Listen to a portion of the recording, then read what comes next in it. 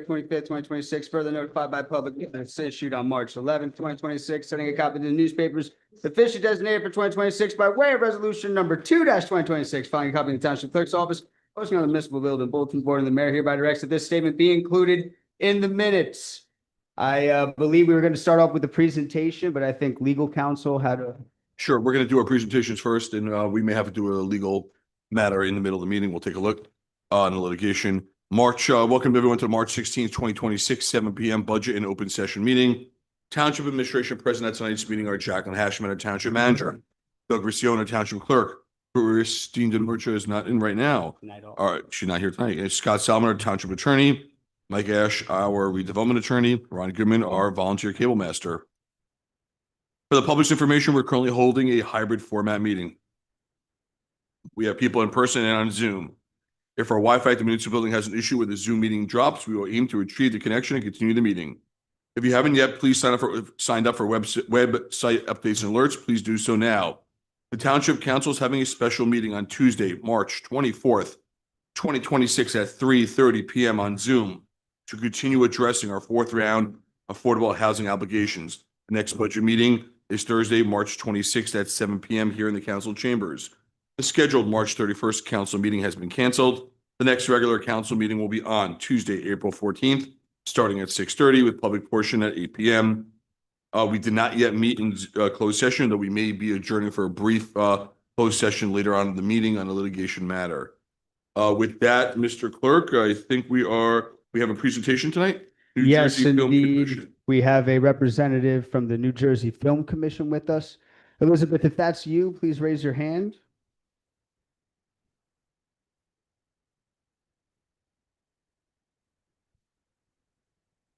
One second.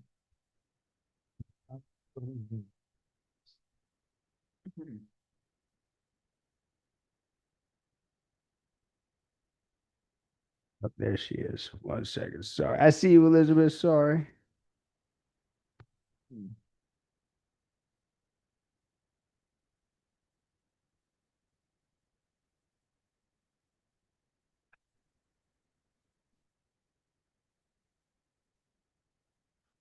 Hello, Elizabeth from the New Jersey Film Commission. I think you should see the ability to share your screen. I do, and can you hear me? Loud and clear, miss. Oh, wonderful. Give me just a second. I'm going to share my screen.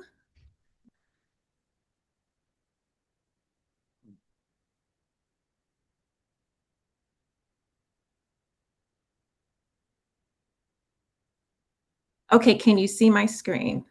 Yes, indeed. All right, wonderful.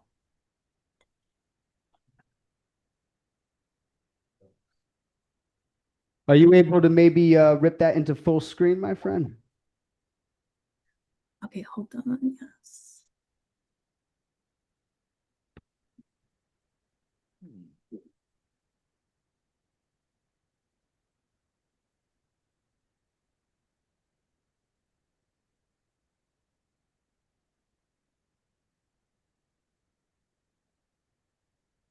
Okay. Okay. Perfect. Whenever you're ready, my friend. Okay.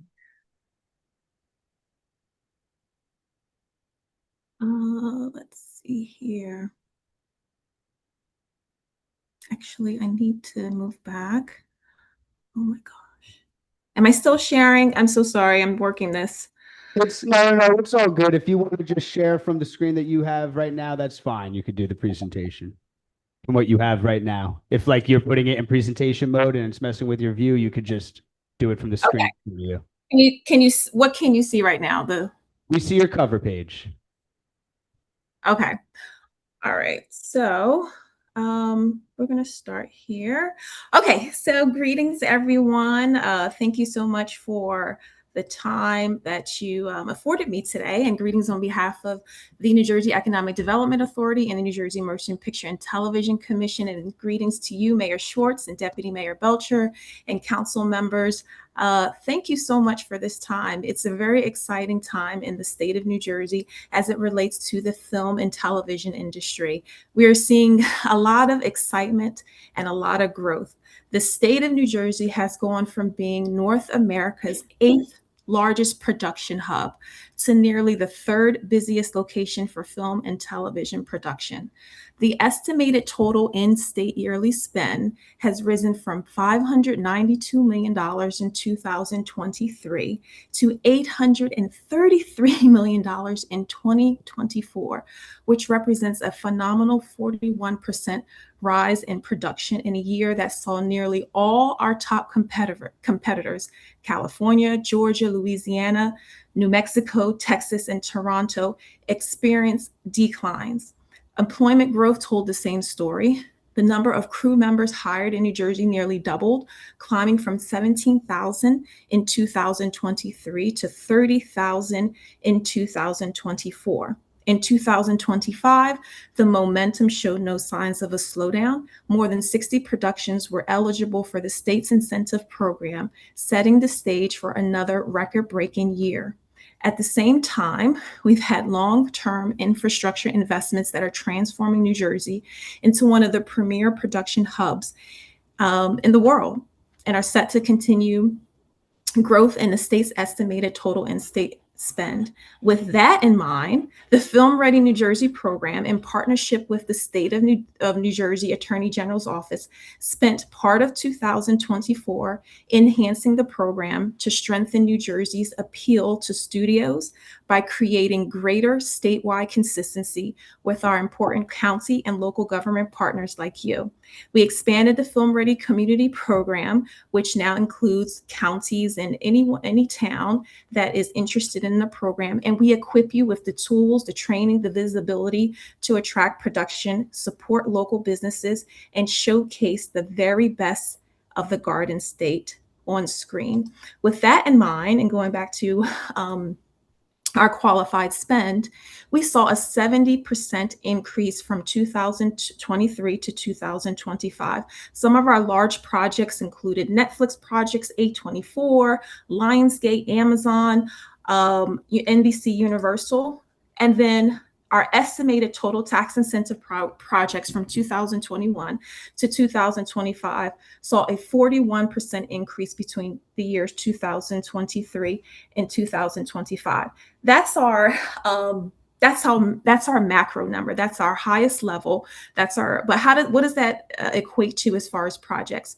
We don't really necessarily track projects by location, which we are building that application out where we'll be able to do that. But I wanted to give you a little case study here. I'm sure you all heard of Happy Gilmore 2. That was one of the biggest projects that debuted on Netflix last year. It was New Jersey's single biggest estimated in-state expenditure project. What does that equate to, that $164 million that they spent in the state? Most of that was in location fees and rentals.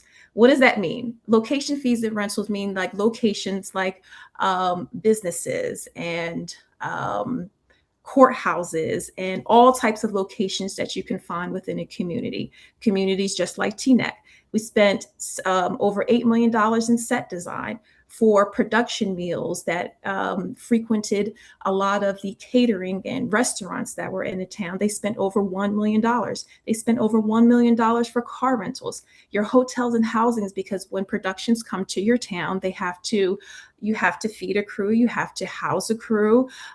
They spent, again, over $1 million for that as well as ground transportation, over $800,000, for police and firemen, over $500,000, gas and oil, $200,000, security, $300,000. That was one project in the state of New Jersey. And so we're very excited about the opportunities that the Film Ready program brings to communities and brings to communities like Teaneck, as well as other Film Ready communities around the state of New Jersey. Just to give you, this is our dashboard. I know I have just a little bit of time here, but our dashboard here shows that since the inception of this program, we've hosted about 9 workshops to date. We have 58 total certified localities. We've approved over 37 localities just within the last year, and we have about 75 localities that are in the queue that are going through the process right now. You may see that little yellow dot right there. That would be Teaneck. That represents once we're able to get Teaneck into the Film Ready program, and we really appreciate the enthusiasm and wanting to partner with us in this program. That's where Teaneck is located. You see all these little red dots here? That represents our new localities that have recently joined the Film Ready program.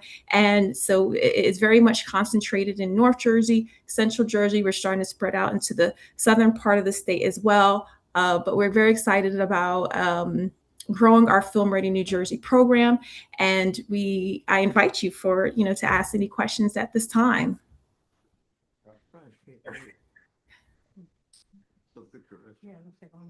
I just have one question. Do you know offhand what most municipalities are charging per day? If Happy Gilmore paid $18.2 million for a location, the proposed ordinance that we have is for $500 a day.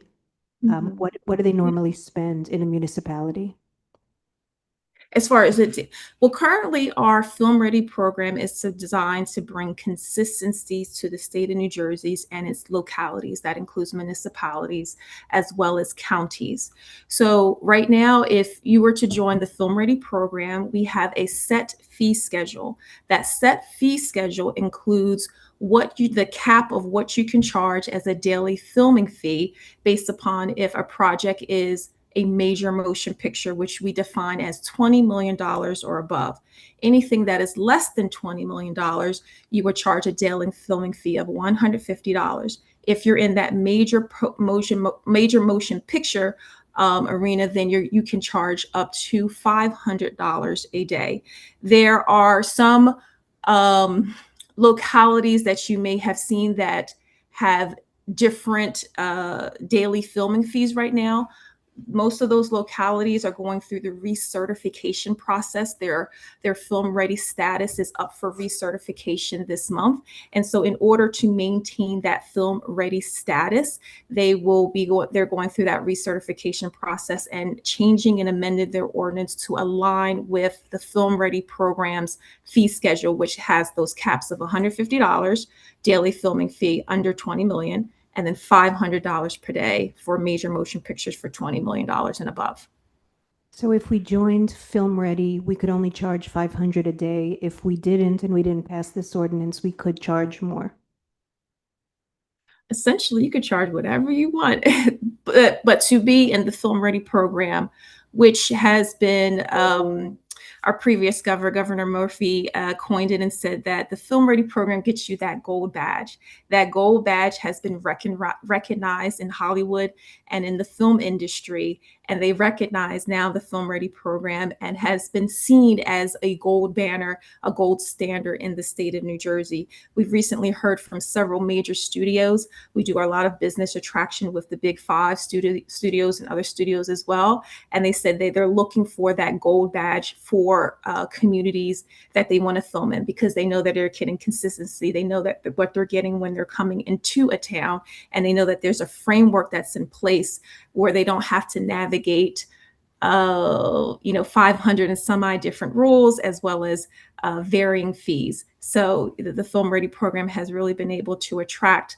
New Jersey and solidify New Jersey as one of the premier filming destinations, in addition to our other major pillars like our tax incentive program and our locations.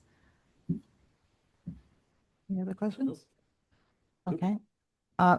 Yeah, Liz, I just want to thank you so much for coming out and speaking to all of us about how Teaneck can become film ready and how we can begin to prepare ourselves and position ourselves for all of the various studios that have entered into our state, and how this program will make us ready to be able to attract the types of projects that I think our residents and our businesses can all benefit from. So thank you very much for your presentation tonight. Thank you, Mayor. I want to thank Deputy Mayor Belcher for spearheading this, but I also want to thank you, Elizabeth, because I used to work with Elizabeth 25 years ago in the State House, and she knows the ins and outs of the film industry in New Jersey, and she's an excellent guide when it comes to anything along these lines. So thank you, Elizabeth, for your help. Thank Okay, you. thank you very much. See you again. Yeah, I'd like to echo Mayor Pagan's comments. I'd like to thank Deputy Mayor Belcher as well. And also thank you, Elizabeth, for your work. I think that this is great. This is great for Teaneck for an additional revenue source. I think it's great for Teaneck for exposure. And, you know, it's a lot of fun. So I would I would support something like this that would help bring in more opportunities in Teaneck for filming. I know Dean used to chase after them as well. And I thought that they were really wonderful. So I still enjoy Family Man, to be honest with you, even though some of the houses didn't exactly appreciate some of the snow. Yeah. Okay, thank you very much. Thank you so much. Elizabeth, thank you very much. Yes. And I would say that in the interest of the fact that many of us watched the Oscars last night, I'd like to make a motion that we adopt the Film Ready initiative for our township. It's right here. It's already on listed at the end, I Okay, believe. so I'm happy to second that later for you. Well, thank you very much. I appreciate that. Okay, Thank you, Elizabeth. Have a good night. thank you, Elizabeth. Thanks again, Elizabeth. Okay, Thanks so much. right. Is that we good? Okay, we'll head into budget discussion now. After budget discussion, I know the budget subcommittee is meeting tomorrow morning at noon, meeting tomorrow at noon to review whatever you presented and to start chipping that away. And then after that, we'll head to public hearing and adoption of ordinances to which the public will have time to discuss the ordinances that are on the docket for tonight. After that, we'll vote on the ordinances. We'll go to good and welfare thereafter, a few other housekeeping items, resolutions, and introduction of new ordinances. But do you want to do closed session now or after the budget discussion? Either one. Just We'll do it after the budget. Fine. Excellent. So we're going to take a brief few minutes after the budget to go into the side room just on a litigation matter. Okay, Mr. Manager, take it away. Good evening, Mayor and Council and Township residents. Before we begin the PowerPoint presentation, I want to acknowledge that this year's municipal budget was just as challenging, if not more challenging, than our 2025 budget. The process required us to navigate a number of significant financial pressures that municipalities across the state are currently facing. As we began developing the budget, early projections indicated that we could be facing an increase in the range of 15 to 18%, driven by healthcare costs, rising operational costs, contractual obligations, and continued demand on municipal services and infrastructure. Recognizing the impact that such an increase would have on our residents, our CFO, auditor, and I have spent many weeks carefully reviewing every department, every line item, and every operational need. Through that process, we worked with each department to identify efficiencies, make responsible adjustments, and ensure we are managing taxpayer dollars as carefully as possible. As a result of that work, the budget we are presenting this evening does reflect a significant increase, but it is a meaningful reduction from where we initially projected we might land. Tonight, I will walk you through the key factors that shaped this year's budget as we continue to take responsible steps to manage the township's annual budgets for the future. With that, I will now begin the proposed 2026 municipal budget presentation. Next slide. As an overview, this outlines our budget presentation process. Department heads are required to submit their department budgets in September of 2025. The CFO and I have a first look at the department's requests, and if there are any line items that need further discussion, we meet with that department head to further discuss any changes. Our budget hearings were then scheduled the week of November 3rd, 2025. During the meetings on February 10th and February 24th, our budget was listed on the council meeting agenda for public input. Then in March of 2026, the CFO, auditor, and I conduct budget review to further refine and define where we are headed. The annual debt statement was due and submitted on January 31st. Next slide. The annual financial statement was due on March 10th, which was also submitted on time. Next is my budget presentation to council on February 27th, or next meeting date, which is today. Our budget subcommittee will then meet prior to March 27th to review the presented budget. On March 26th, we have a scheduled budget meeting. Council's introduction of the 2026 budget is due on March 31st or the next meeting. So since our meeting for March 31st is canceled, we will prepare to introduce on April 14th.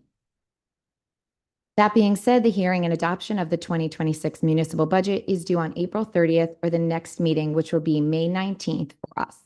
Next slide.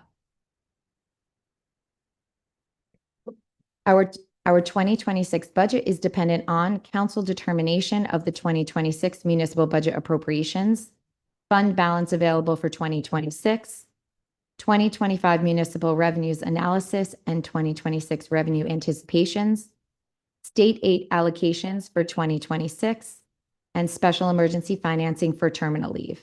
Next slide. This slide provides you with defining the following: appropriations, what the municipality intends to spend on operational costs; revenues, what the municipality earns through various fees and the collection of taxes; the rate is the amount of taxes to be raised, the net property valuation. Simply stated, the tax rate is a percentage of your property value that you are taxed on. Next slide. This slide represents the 2025 tax breakdown. Total property taxes were $193,376,088.20. Proposed budget refers to the municipal portion of taxes only. The Board of Education and county taxes are separate from the municipal portion. All taxes are paid to and collected by our tax collection office. Taxes are forwarded to all taxing entities bi-weekly and quarterly. Municipal tax breakdown comparison, 38% in 1943 versus 33% in 2026. Next. The next two slides will go over the known impacts on the 2026 budget. Reduction of general revenues, increase in contractual obligations to employees, increased operating and other expenditure budgets, increases in utility cost, gas, telephone, and electric, increase in library minimum tax computed via state formula, increase in healthcare. Next slide. It is important to note the following increase of $4,251,847 in expenses beyond the township's control. 3.9% increase in salary and wages, 10% increase in workers' comp, 24% increase in capital improvement fund, 9.3% in debt service, statutory expenses up 2.77%, 8.2% in library state minimum funding, 18.76% in health insurance. Next slide. Known impacts on the 2027 budget will be one-time revenues totaling $2,300,000. This is from the cancellation of surplus funds and reserve for payment of debt. Next slide. That being said, the proposed tax rate increase is 9.78%. The average home in Teaneck is assessed at $628,279.49. This means a tax increase of $485.95 per year, or $40.50 per month. Be advised that the tax levy is our budget appropriations minus revenues. Cap bank ordinance must be adopted to avoid appropriations cap issue. We are still reviewing a possible levy cap issue. Next slide. This slide is a comparison slide describing the appropriations cap versus the levy cap. Next slide. The importance of the appropriations cap banking. The cap bank ordinance has two purposes. Allows the township to budget up to the permitted amount if needed. Allows the township to carry over unused amounts from the last 2 prior years. Adopting the cap bank ordinance does not add funds to the budget, and the budget can always be reduced by council prior to budget adoption, regardless of the cap bank ordinance. If not adopted, the township may be required to reduce services in the current year or a future year based upon the cap calculation. Passing the cap bank ordinance provides the township with budgeting options in the current year and in future years. The cap bank ordinance needs to be introduced at budget introduction. Next slide.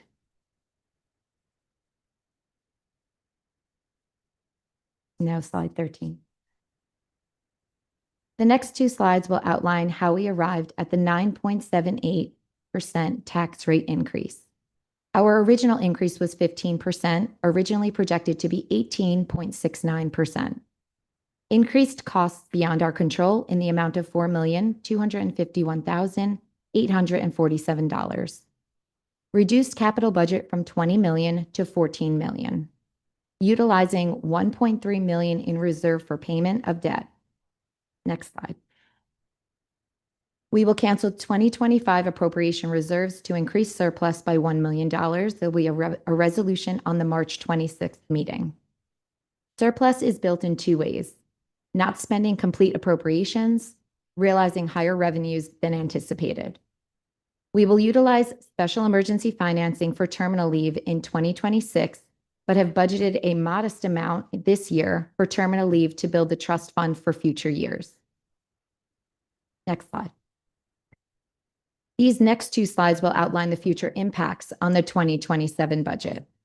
Terminal leave may need to be budgeted for in 2027. Added special emergencies, terminal leave 2026 estimated at upwards of $250,000.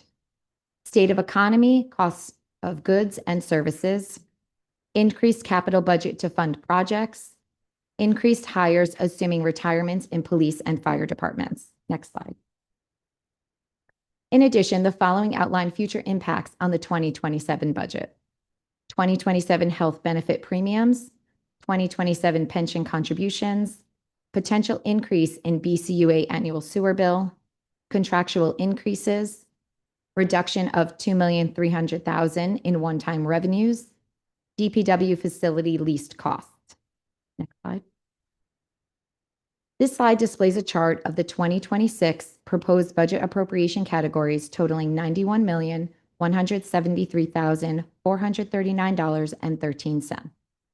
This chart breaks down the following: salary and wages, reserve for uncollected taxes, deferred charges, capital improvement fund, statutory expenditures, debt service, and other expenses. Next slide.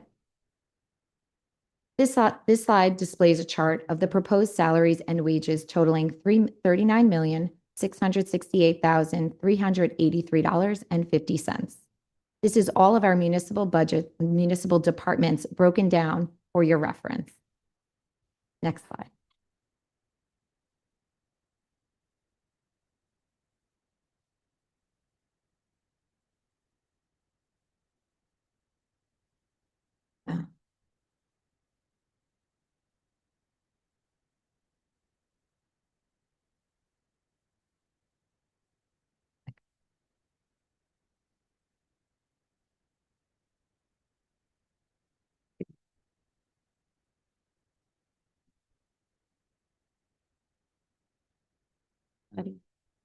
Okay. This slide will give you a breakdown of the salary and wage increases required by union contract. Next slide.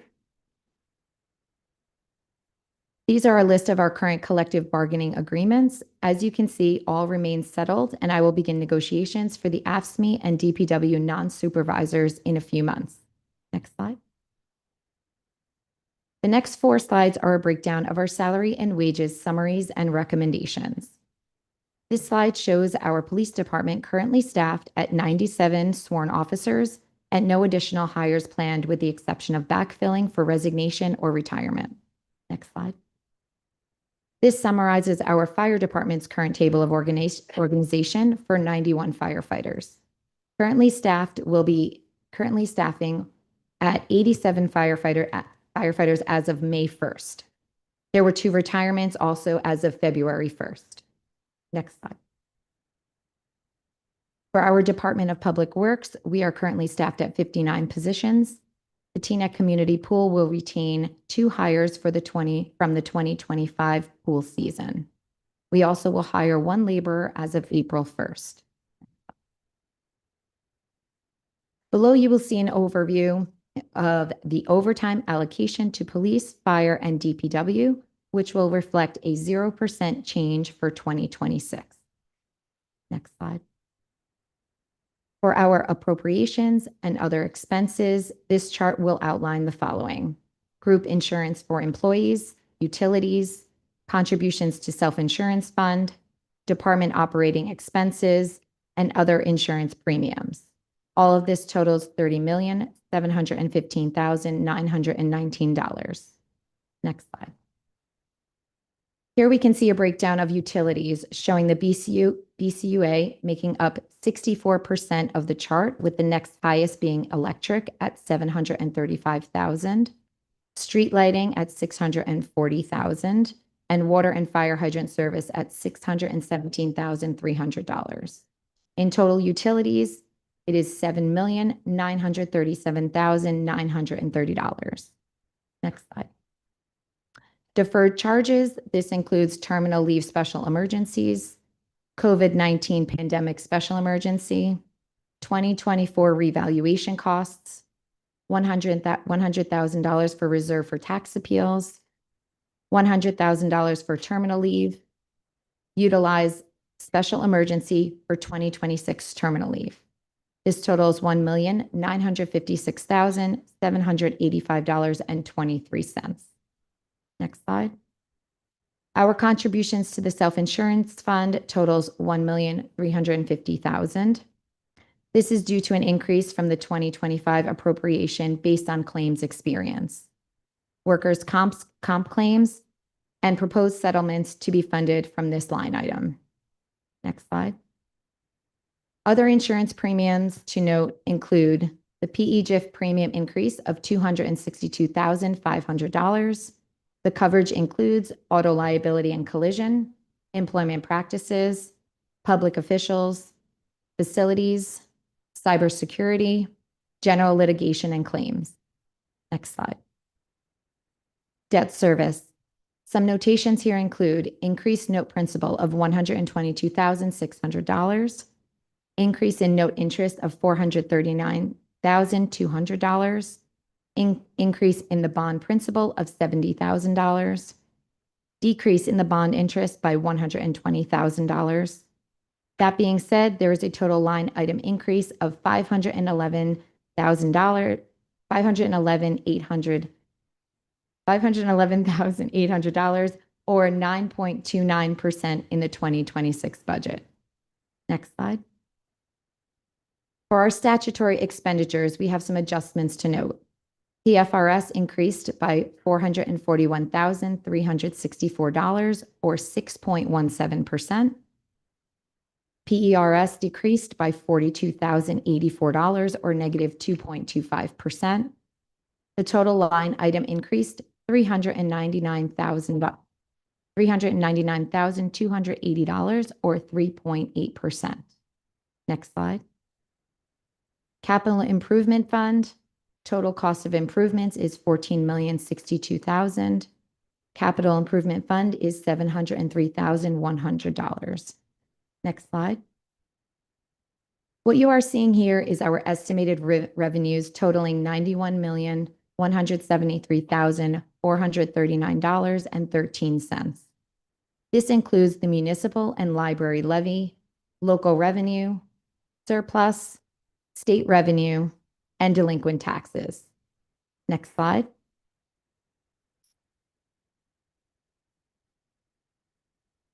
Our budget wrap-up shows our appropriations on the left and our revenues on the right, with an equal balance of $91,173,439.13.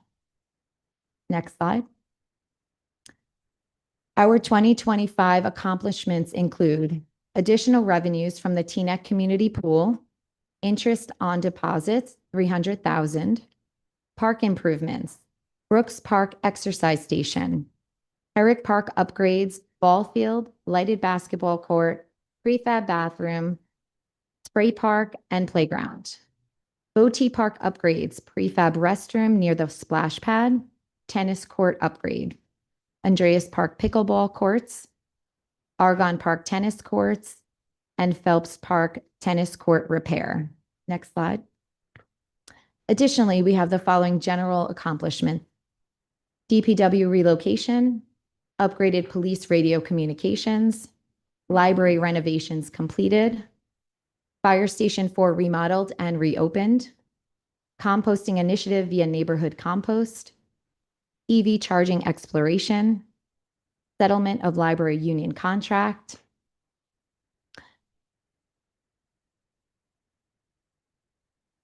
one moment, my screen just. Police Department landscaping upgrade and roll call room, Police Department recruitment promotional video, purchase of new recreation van for senior citizen transportation. Next slide. The next 3 slides will outline some short and long-term strategies. Sale and/or development of selected municipally owned property, Health Department accreditation, enhance ratables through business attraction and development, improve infrastructure to attract economic development, continued redevelopment township-wide, parking lot improvements, installation of additional EV charging stations. Next slide. Infrastructure improvements to fire headquarters and Fire Station 2, I'm sorry. Pedestrian safety campaign efforts, road resurfacing, municipal building basement renovation, park renovations, and park bathroom renovations. Consideration for skate park, continued efforts for a new greenhouse, upgrades to the DPW fleet. Next slide.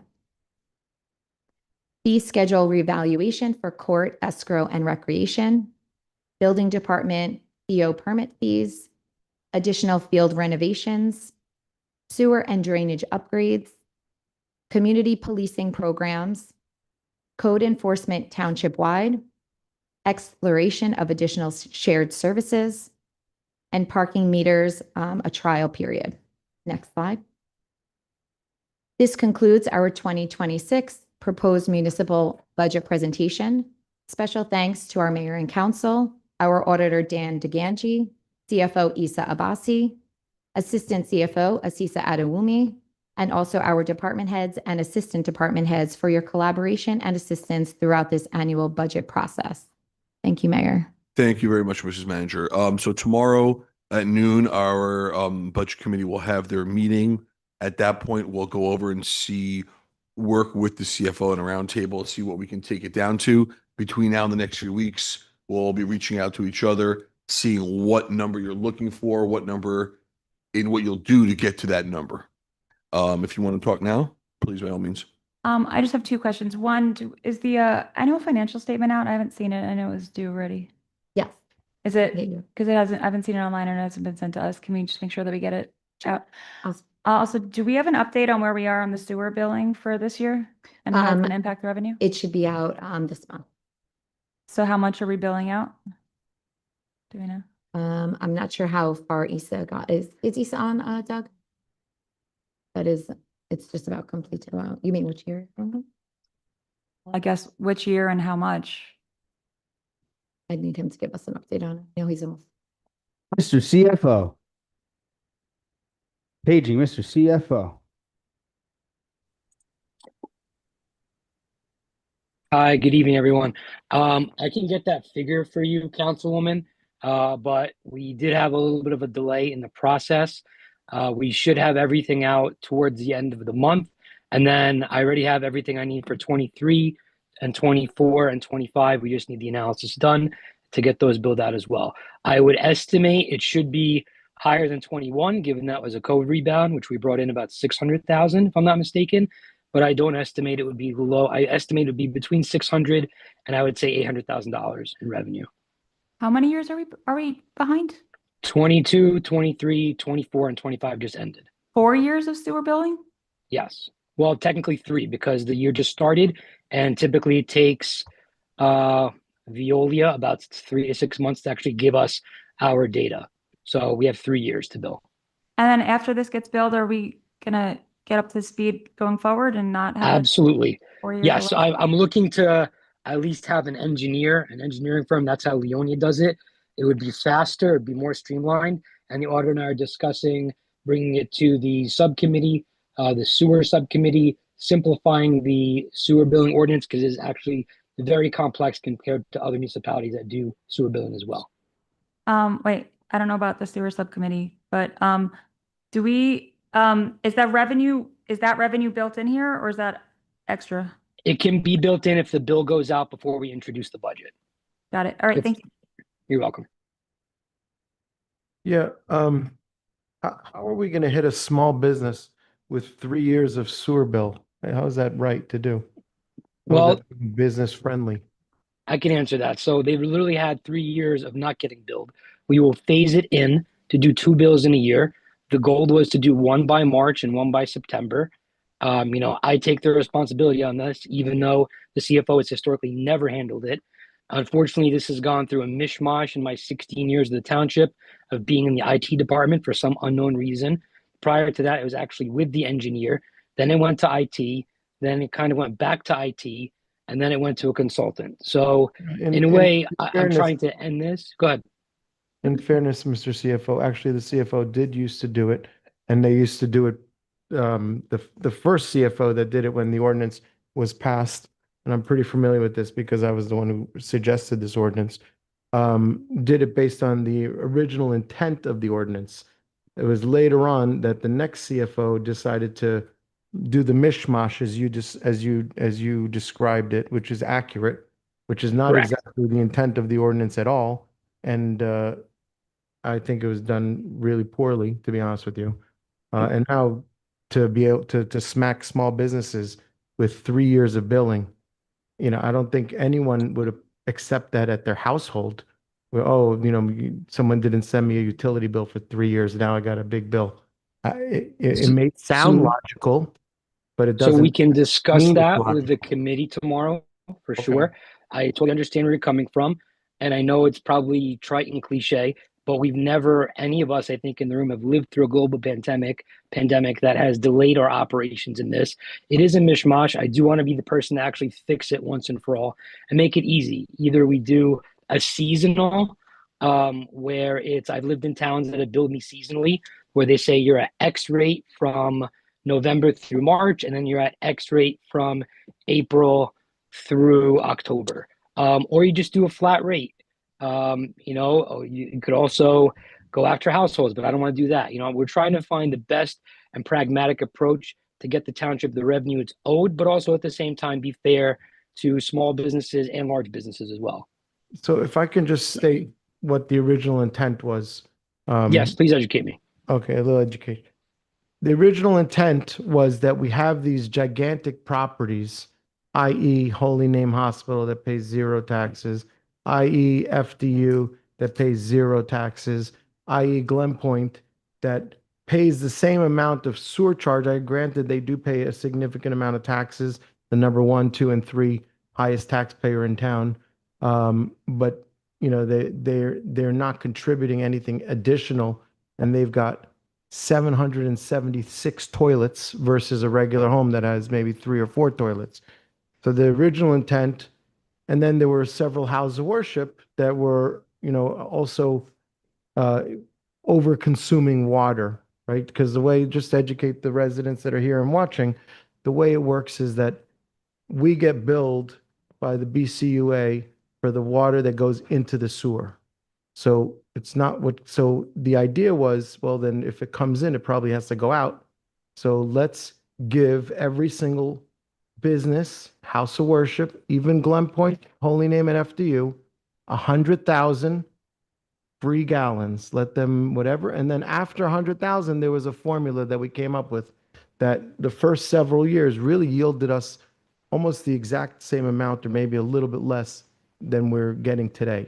The only difference is today with the mishmash is that we're putting it a lot on struggling businesses, small businesses, because they happen to end up in a certain block and lot, which was not the intention of the ordinance.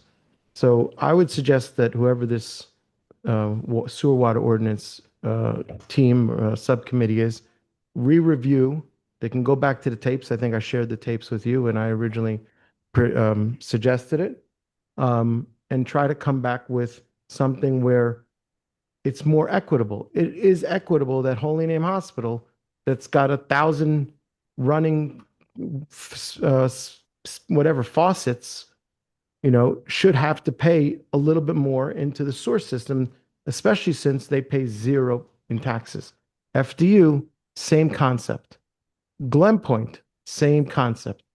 But I don't think, and even some of the houses of worship that are having heavy running water because they have functions or whatever it is, I don't think we should ever be putting this onto the taxpayers, onto the homeowners. I think they're paying enough in taxes, and they are contributing to the BCUA based on their 3, 4, 5 bathrooms that they may have, unless they're running a bed and breakfast. So that's my suggestion. Like I said, and I was very private about it because I'm a business owner, but the reality is it's not fair to any business owner in town to have this saddled on them, and certainly not saddled 3 years because of an oops. So that's my comments. Thank you. Okay.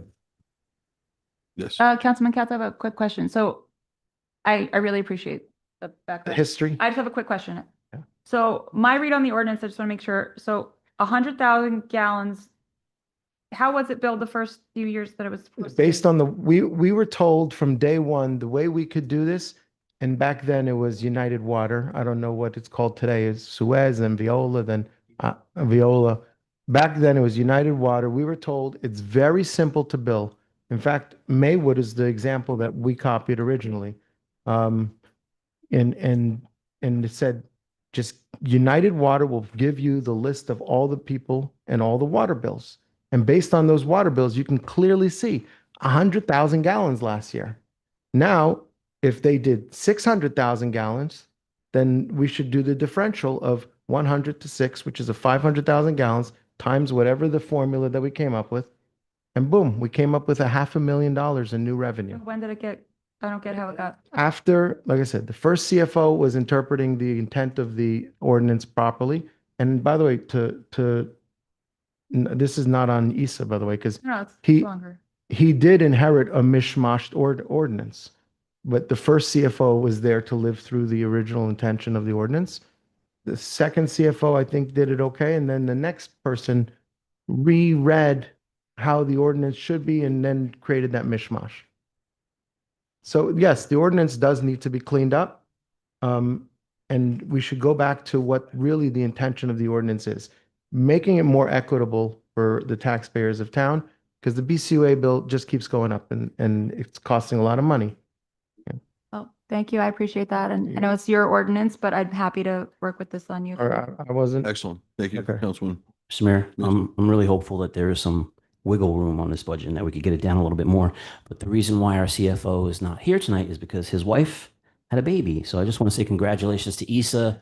I know you've been working hard on this budget. You're also the CFO in Leonia, so you're working hard on that budget as well. So thank you for all your efforts. Jackie, also to you and the staff, thank you for all your efforts. But Issa especially, congratulations, my friend.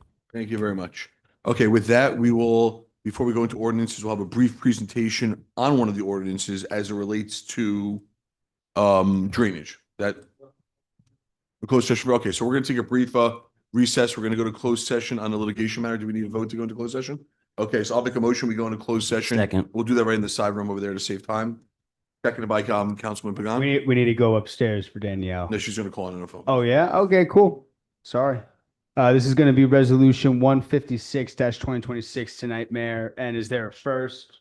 First by Schwartz, second by Pagan. Councilwoman Goldberg, Yes. Councilman Pagan. Yes. Councilwoman G, Yes. Councilman Katz. Yes. Deputy Mayor Belcher, Yes. Deputy Mayor Organ, Yes. Mayor Schwartz. Yes.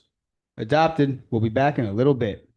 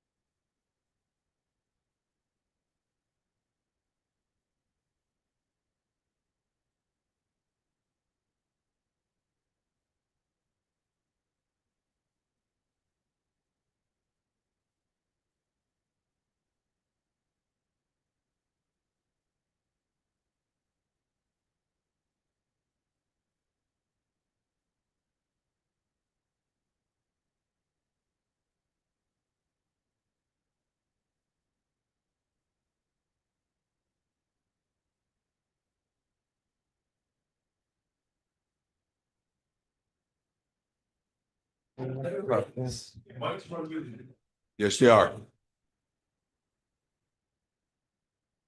Okay, Mr. Clerk. Yes. Close the meeting to order. Mr. Attorney, do you have to introduce or discuss that we went into a closed session to discuss litigation? Council just came back from closed session, in which potential litigation with no action being taken. Mr. Clerk, do we introduce or read the ordinances and then the engineer, or the engineer then the ordinances? We should read them by title first. Is that right, Mr. Attorney? Read by title, then we'll go right to the engineer. Thank you. Please read them by title.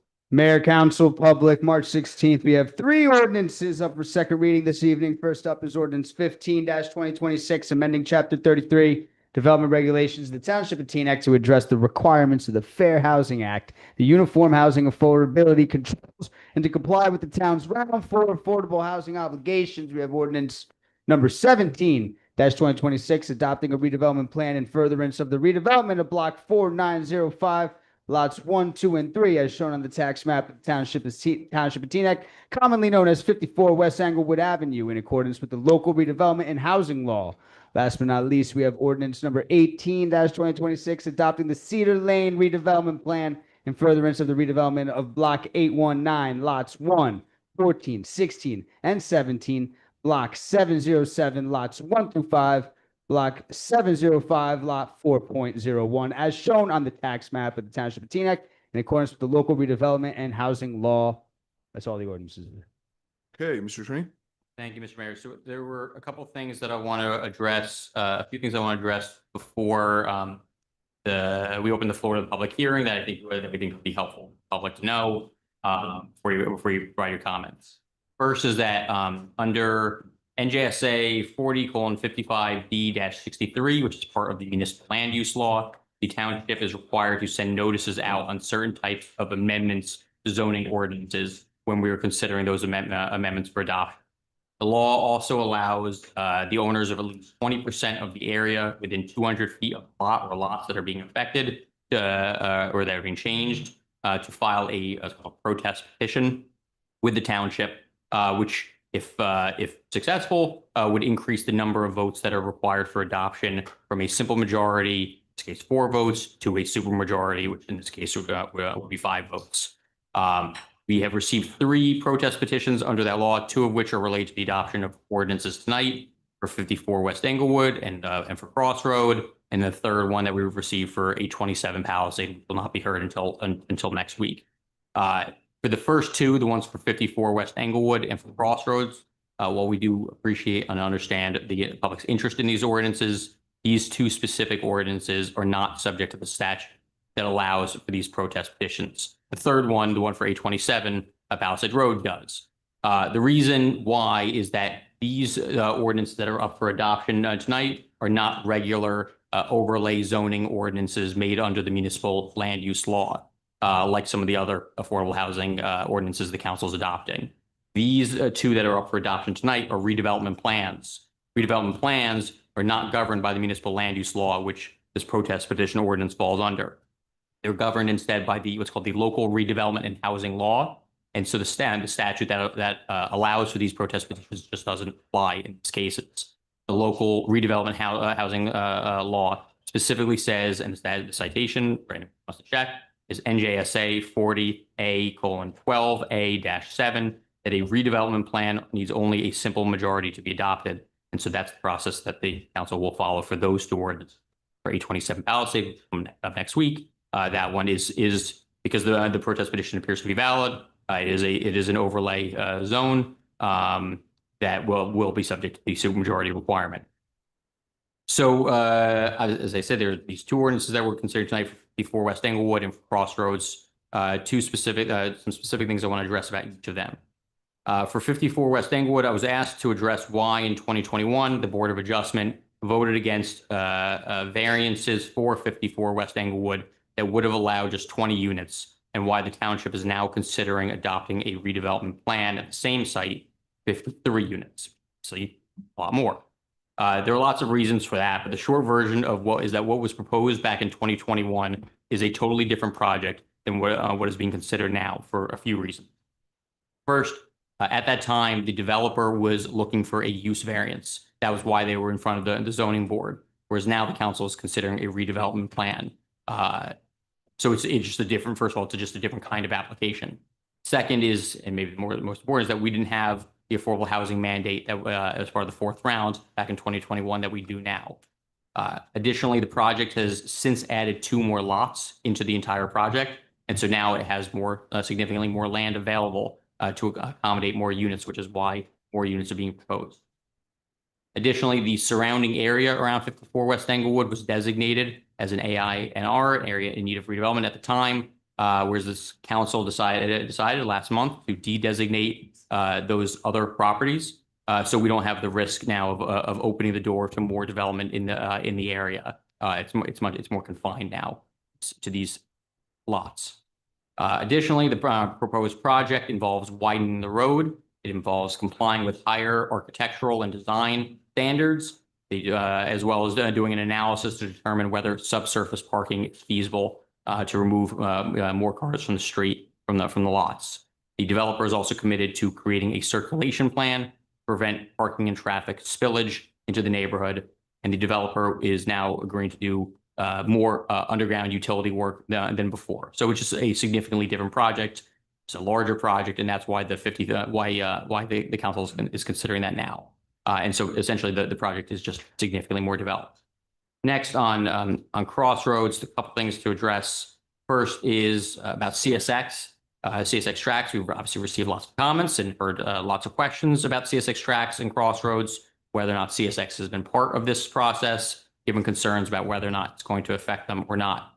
We've received confirmation that Crossroads has been speaking with CSX. CSX is well aware of this project. They understand that it's still in a concept phase. They understand what is being proposed, and the two of them are coordinating. If the council decides to move forward and adopt the redevelopment plan, the township will also become part of that coordination effort to essentially act as a check on the whole process and make sure that everything is proceeding fairly and appropriately. There are certain things that CSX will want to review, information, data that they want to review as the project develops. CSX, Township, Crossroads are all in agreement that nothing will proceed if Crossroads proposal or current proposal causes any or would cause any issue with the tracks, which would require going back to the drawing board. So we were all, everyone is in agreement on that. And finally, on that subject, this stormwater mitigation proposal that Crossroads has suggested, we've obviously received lots of comments about that. As you may have heard before, it was initially proposed by Crossroads, has since been reviewed by Farragher Delani, our township engineer. So next May, Collier's Engineering, our independent engineer that we've hired. And so there are some specific things, Doug, if you put the presentation up, that Farragher and I would like to just go through quickly that may answer some of the questions that we've received over time. Go to the next slide, Doug. So I guess I'll start by saying that some of the questions that we've gotten have been about, the exact route and the exact route and where their proposal would go, where it would end, where this would end, and so on. So Farrah, if you could just walk us quickly through the layout of what's currently there and what their Crossroads is proposing. So currently there is a 36-inch. Okay. Currently there is a 36-inch sewer main going through from Route 4 to all the way to Beverly. And we have almost 200,000 gallon detention system at Sagamore Park, and another 4 by 9 feet culvert at the right of way of Beverly parking lot. And then after the culvert, the pipe size increases from 36-inch to 42 inches. And then it all goes all the way to American Legion, cross over Cedar and goes to American Legion Drive. And then from there, it make a bend at Kip, and then to Chestnut. From that charter school, and then from there it goes through the goes to the railroad track outfall. Yeah. Next slide, please. So we did do a drone study at that CSX swell, and we saw that there is a lot of overgrowth over there, and there is a 48-inch outfall over there with a head wall and everything, but there is a lot of growth, and it's an open channel flow, and it has a lot more capacity than a closed culvert.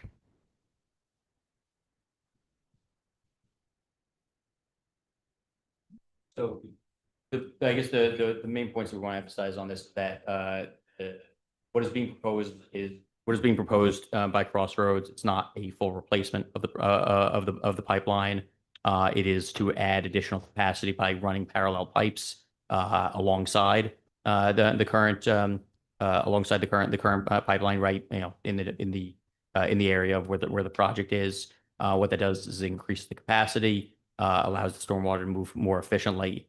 It also helps us address these flat slope issues with the project where these parking lots are. So essentially, the water gets stagnated there and starts to overflow because it can't go downhill.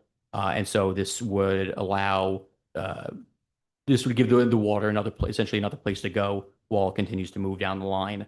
And then the last point on the bottom right here about the proposed redevelopment, we expect that it would reduce the impervious coverage by approximately 10 to 15%. It would add more green space, and so in theory, and because this still is a proposal that's being developed, that this would reduce the amount of water that would even make it into the system to begin with. Doug?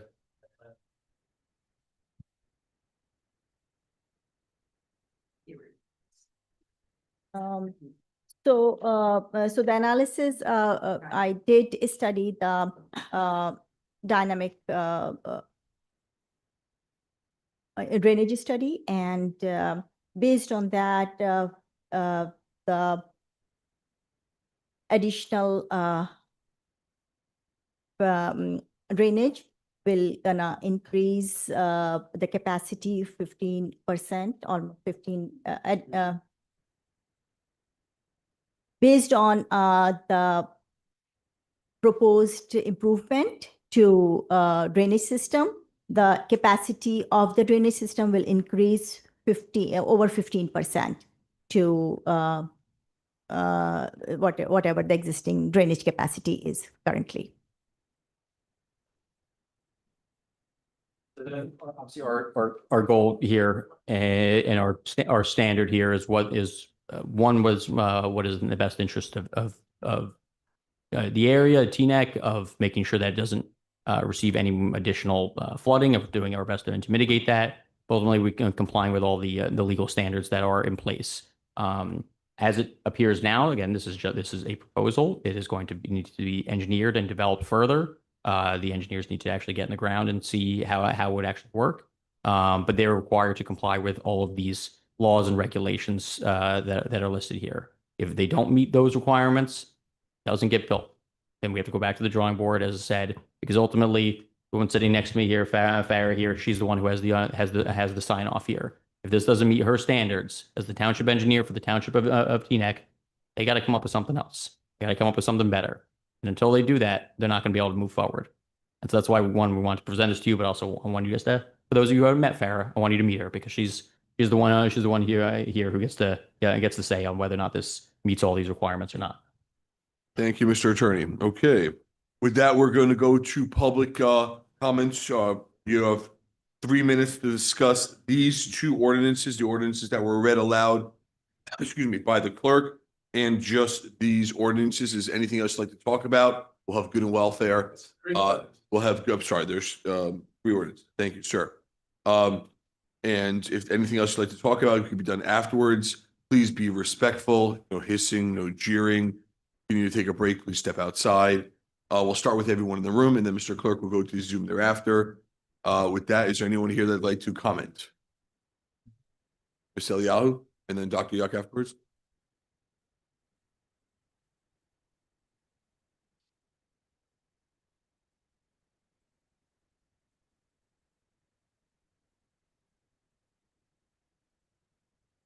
Good evening.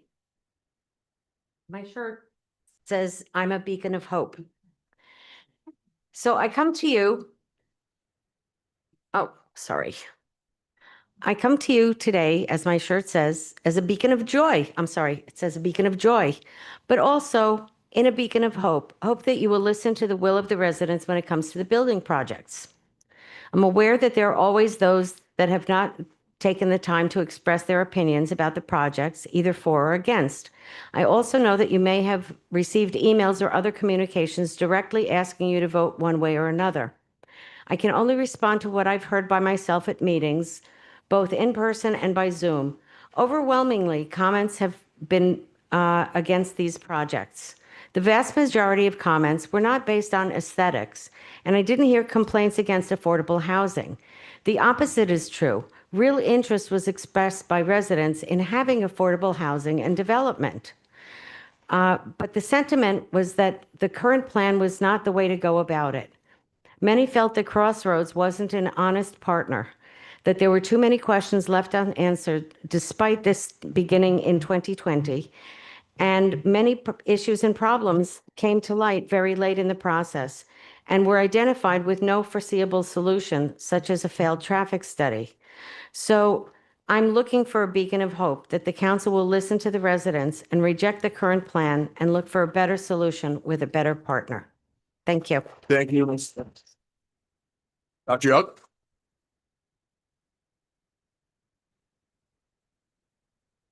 After. Paul should go afterwards.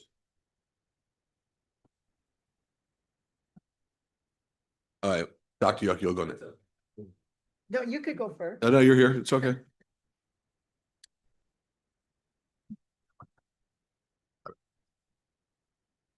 I am Tracy Carcione. Me and my husband, Gerald, live at near the corner of Chestnut Avenue and North Street. We are both blind. We do not drive.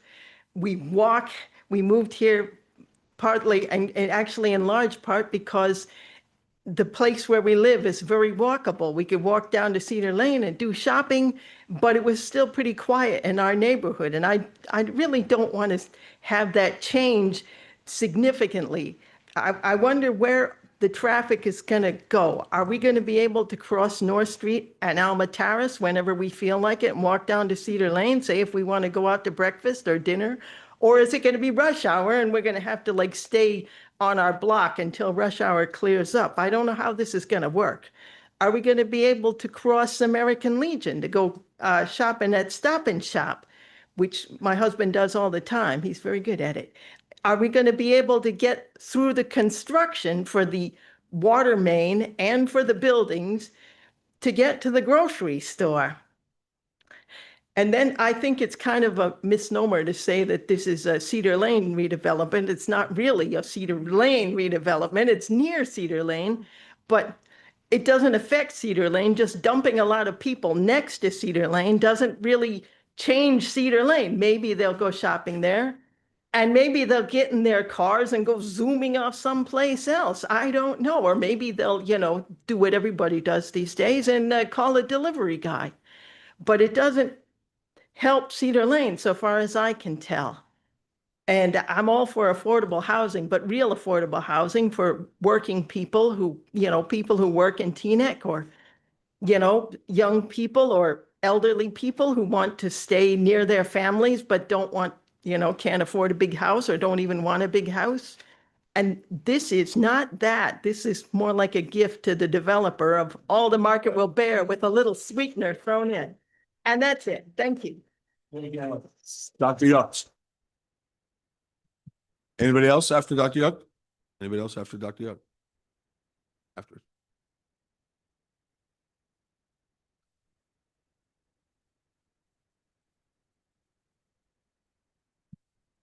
Bill Yuck, Teaneck resident.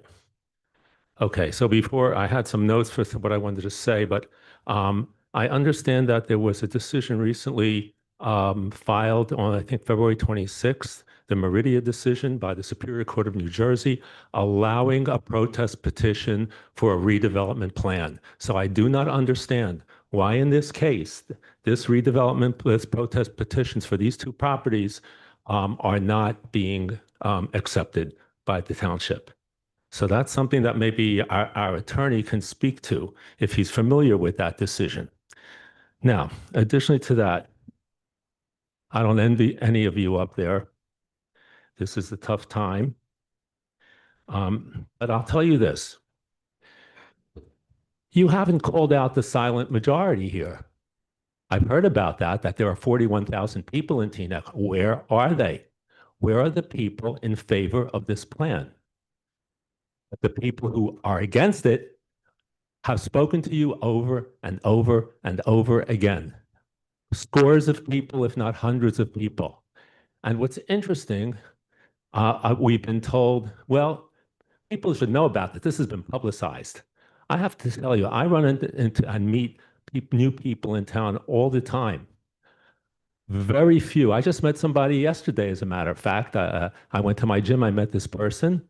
We were chatting. I said, you know what's going on there? She said, no, I have no idea. She's been in town for I don't know how many years, 10, 20, 30. I'm not sure. So I don't understand, why you would vote in favor of something that the community is absolutely against. Statistically speaking, I took statistics in school. Statistically speaking, you've got 2 or 3 people who say we're in favor of it, and you've got a couple hundred people who are saying against it.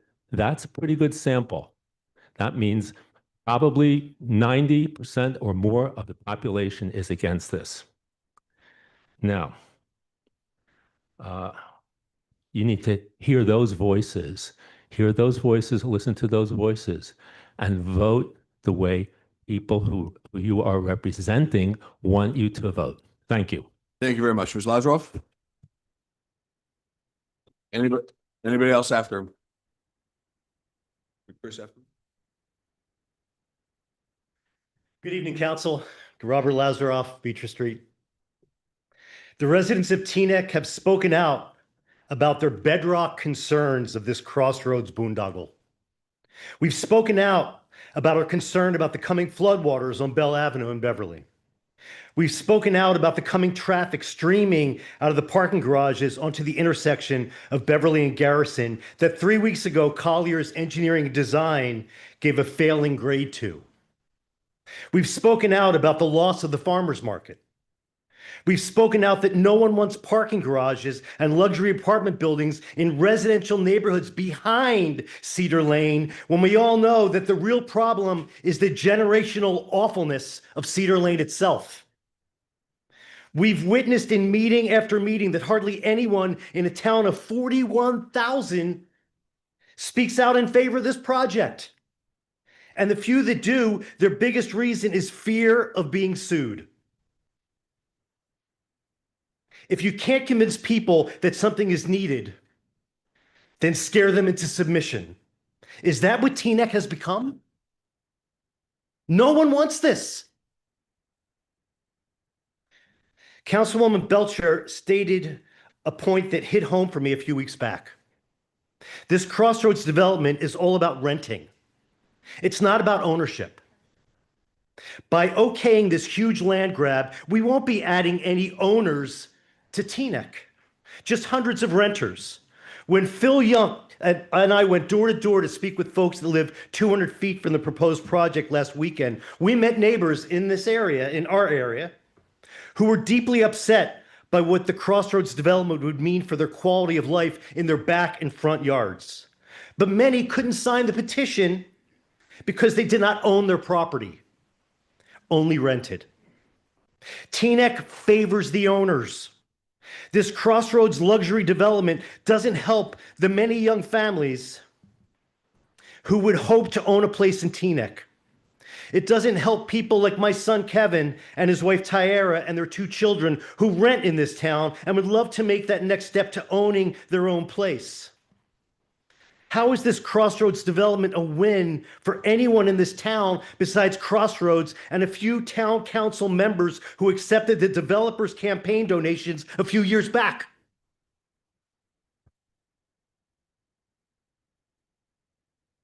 The few council members who are torn about their vote can make a difference by listening to their constituents and voting no. This is the wrong project to foist onto this town for so many reasons. Say no to fear. Say you will not be bullied by fear of a lawsuit. Say no to Crossroads. Thank you, Mr. Booth. Chris? Folks, there's some seats in the back of the room. There's some seats back there if you want to go. And who's after, anybody else afterwards? I'll be after. Good evening, council. Good evening, Mayor and Council. So this is not a popular opinion. I live across the street from the property. I will tell you tonight, you should adopt the redevelopment plan. I'm not going to sit here and say that I want to see a 3-4 story building across the street from my house, but I will tell you that it rained tonight, it rained last night, and in nights where it rains harder and harder, we have to move our cars. Yes, we had tanks put up the street from on Sagamore that made an impact. We had an event last year where the flooding was reduced, but we get into another Ida, all bets are off. So you adopt this redevelopment plan tonight. What happens is not a ticket for the developer to build. You all have a responsibility to negotiate a redevelopment agreement. And in that redevelopment agreement, you all need to look out for your neighbors, look out for your constituents. You have to do right for your constituents. And you have to negotiate the best agreement possible that considers all of these factors. People are concerned about traffic. Have a traffic engineer review the study. People are concerned about the drainage situation. Farrah's great. Fast Tech worked on the tanks up the street from our house, from up the street on Sagamore. How they put in a parallel pipe without running into conflicts is beyond me. I don't know how they do that without running into conflicts. That has to be studied. And you have to really do right by your constituents and neighbors. So that's my message to you guys tonight. Pass the plan. There's another phase to this. There's another vote that's coming up. And between now and then, please do the best jobs that you can to make this plan work. Thank you. Thank you, sir. Mr. Berliner? And good morning, Avi. Good morning. Good evening, Avi Berliner, Teaneck resident. I know that my opinions may not be popular, but I hope that we can at least all admit to ourselves that we all in this room and we all throughout this town want what's best for Teaneck. We may not all agree what's best for Teaneck. We may not all agree on how we get to whatever it is that's best for Teaneck, but we're all here for the same reason and for the right reasons. And I hope that we can all acknowledge that. As we move on, I will also urge you to please adopt the zoning overlay, right? This is not an approval of the plan that's been put forth. This is not an approval of any of the drawings that we've seen. This is an approval of a zoning overlay. And we are required to pass this, to move this forward, to protect ourselves. We spoke a couple of weeks ago. I actually asked the question, are you aware of any cities, of any municipalities that have taken this to the end? Well, many have, and many are actually dealing with the ramifications and the fights of not having passed it. In Thomas River earlier this week, there was a fight at their town council meeting. It wasn't passed, but now there are allegations that the council members that actually voted against it were in the pockets of the developers because there's no rational reason that they would vote against a plan that serves to protect their citizens, serves to protect their township. Also, as Councilwoman G so eloquently put it, they have a fiduciary duty to protect the taxes and the monies of their taxpayers. I come from a small town in Essex County called West Orange. My parents still live there. They actually are living in a nightmare right now. Last summer, they failed to pass the requirement at the end of June. We did, Teaneck did, to our credit. Not only did they fail to pass that, within 1 week, within 8 days, they had their first Germany lawsuit. At the end of the month, within 30 days, they had their second. These are not theoretical or academic discussions. They're now in almost a year of litigation with no end in sight. And all of the benefits, all of the concessions they could have gotten from the two developers that wanted to build, they've lost. They do not hold the cards anymore. They've lost all leverage that they have. But wait, there's more. Because of that, because of the stress on the council, because of the impact of their budget, they failed to pass their municipal budget until deep into the winter. My parents did not receive their tax bill until after Thanksgiving. But there's actually personal liabilities that came along with that.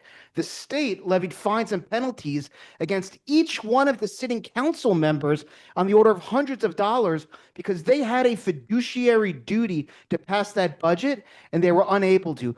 Please do not punish us moving forward and please allow us to have a plan. Thank you. Thank you, sir. Susan? Paul, you go next.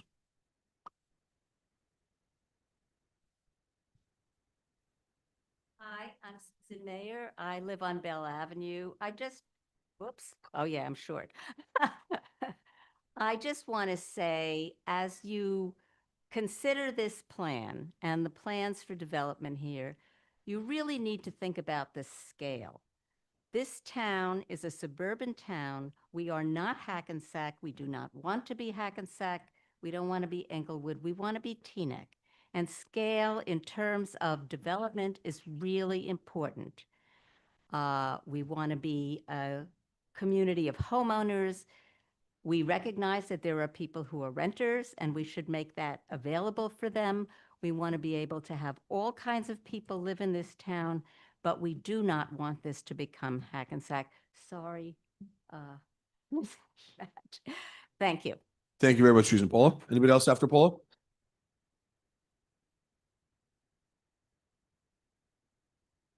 Paula Rogovan. I'm a Teaneck resident and co-founder of the Coalition to Ban Unsafe Oil Trains. Our coalition was founded after the tragic derailment of a train carrying volatile Bakken crude oil in 2013 in La Mégantic, Quebec. The train exploded like a bomb, killing 47 children and adults and destroying the downtown. In 2023, a train carrying vinyl chloride to a factory in New Jersey derailed and caught on fire in East Palestine, Ohio. The dioxin from the burning of the vinyl chloride is the same as that in Agent Orange used during the Vietnam War. The health impacts of dioxin poisoning are seen immediately or many, many years later. So what does this have to do with the Crossroads ordinance you're voting on tonight? On December 9th, an engineer representing Crossroads told us right here in this room that the proposed plan for dealing with flooding was piping floodwaters from north of Cedar Lane, under Cedar Lane, under American Legion Drive, and then out into the swale or drain of the CSX rail line near Kip or Terhune. His plan was based on a 25-year storm, not the reality of what we're seeing with climate change now. We had a blizzard with major amounts of water, and there's rain and constant major storms. The CSX trains carry extremely hazardous materials. We have consulted with many rail workers and people from CSX management who said that flooding of rail tracks can destabilize the tracks and the trains. It can cause derailments, which would cause even more deaths and injuries in Teaneck because our population is somewhere around 4,100, not 5,000 in La Mégantic.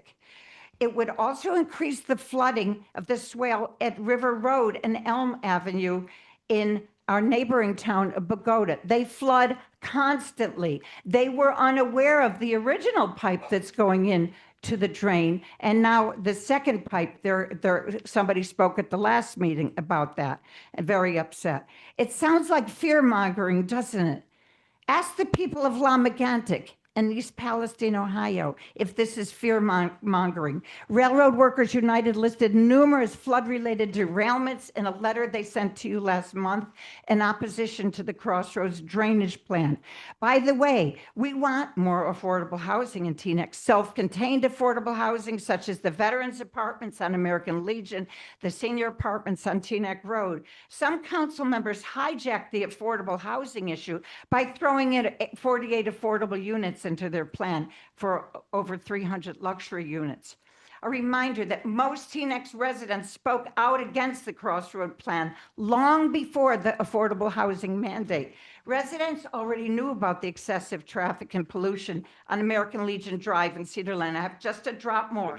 Please. The recent official traffic study, which was done during a holiday, rates Garrison and Cedar Lane an F. Adding hundreds of cars to the mix would mean disaster. A G rating would mean it would be good for Teaneck if all council members Thank would you, vote Paula. no on the Crossroads ordinance. Thank you, Paula. Sir? Yep. Barry? Sorry. Next, after Barry. Hi, my name is Barry Obert. I live on Claremont Avenue, which is approximately 3 blocks north of Cedar Lane. So it's not in my backyard, but it's pretty close.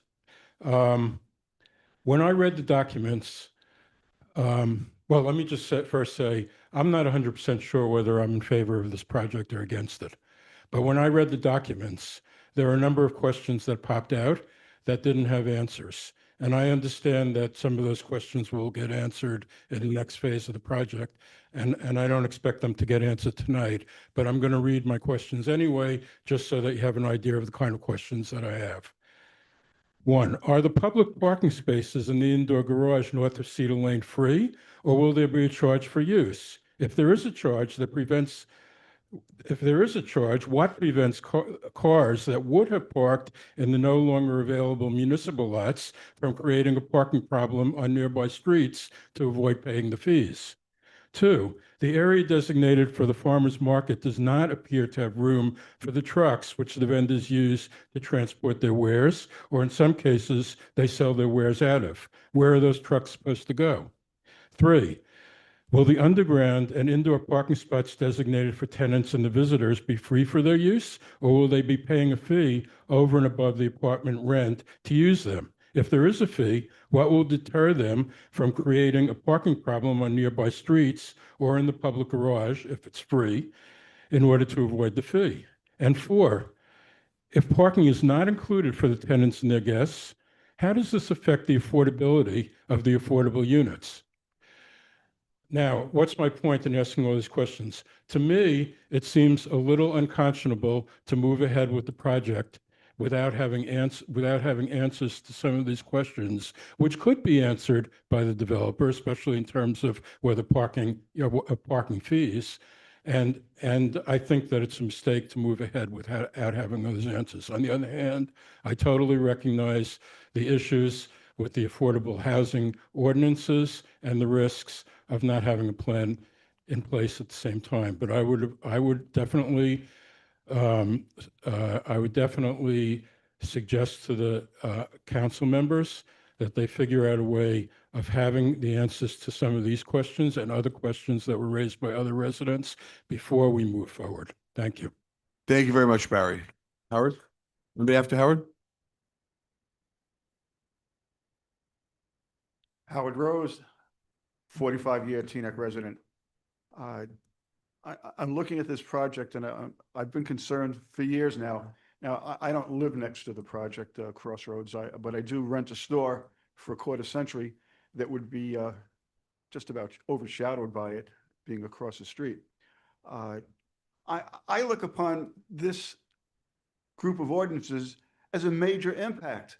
It literally, what does it follow? It follows questionable areas in need of redevelopment utilization to circumvent what the norm was, ignoring the master plan, circumventing what that's used for. Petitions are given in, and we can find ways of circumventing and twisting and not utilizing the petitions of signatures of people against this. This is not sentiment against the project. What you're hearing is almost universal displeasure with it. And it's not time for just a yes or no and a possible abstain. I'd like people to take strong positions on this. I look upon this as opening up the ability to have an ugly monolith. I'm consolidating all of what's going on as an ugly monolith made of granite. And what will happen in the future is you'll chip away at some of this ugly granite monolith because it doesn't comply with certain areas of ordinances that are still in effect. What you will be left with is a slightly lesser, ugly monolith. It's not what people want. It's not what people need. It's not what they desire. You hear us. You're not listening. And I know you have all these other needs that you're considering regarding housing and this and that. There's other alternatives. How did you allow so many years to go by and end up where you are? Shame. Shame.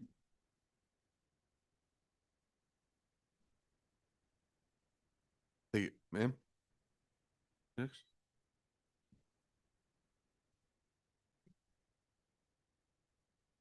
Hello, I am Chastity, and I live on the corner of Hillcrest and Elm Avenue, which is the last block in Teaneck, right before you get to Pagoda. And that area in the past year alone has become so heavily populated, especially with Pagoda residents being told to park on the Teaneck side because they cannot do overnight parking there. So our blocks in that area are full. I have a child that goes to the Teaneck Community Charter School, and in the mornings and afternoon pickups, it is ridiculous to pick up and drop off your kids, so much so that sometimes the police presence needs to be there just to control the traffic. I agree with the affordable housing because unfortunately, I grew up here in Teaneck, and on my own, unfortunately, I cannot own my own home in Teaneck because it's too expensive for me. So I agree with the affordable housing, but just a building in that area would just cause too much chaos. Cedar Lane itself has become ridiculous with the city-like double parking, the illegal U-turns with no police around to give any citations of any sort, pedestrians being hit on Cedar Lane all the time. I just think it would really cause a traffic issue. Most of us pick Teaneck for a reason. I know I love Teaneck for the beautiful diversity and for the suburban living. We don't want to live in a city. If that was the case, we would move somewhere else. We want a suburban life, not buildings being built here, there, and everywhere. That's not what we're here for. We want homes, we want residents, we want kids to be able to walk in the streets, not deal with cars coming in and out, rushing through. So as much as I agree with affordable housing, I do not agree with any of these buildings going up at all. Thank you. Thank you very much.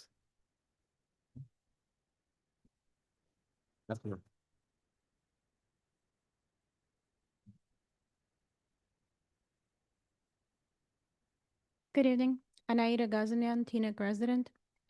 So I'm very disappointed to hear the petition has been declined because the area in question at 54 West Englewood is designated as area in need of renovation, redevelopment, whatever it is.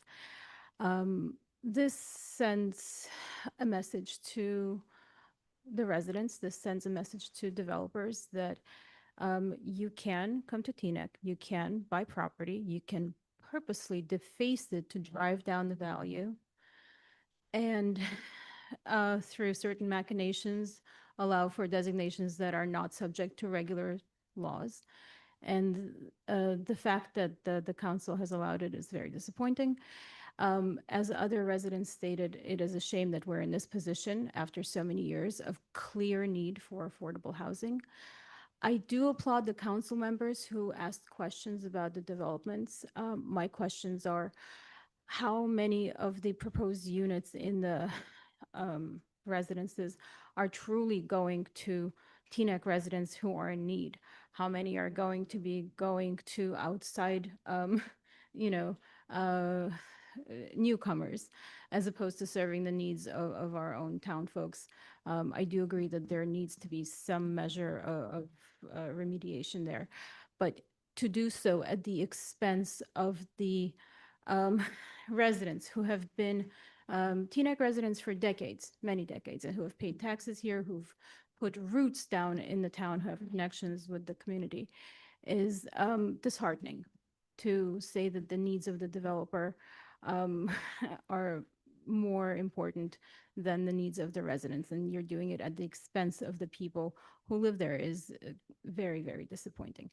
There are issues in the area. I will speak about 54 West Englewood first. There are issues with the area with density.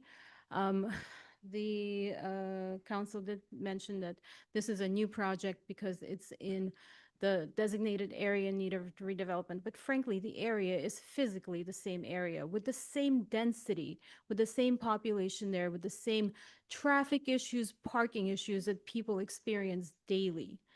The property owners and the renters in the small apartment houses across from the residential areas all have to contend with the fact that there is no place to put cars. We contend with the fact that there are cars parked in areas when there should not be allowed, and it's rife for accidents to happen.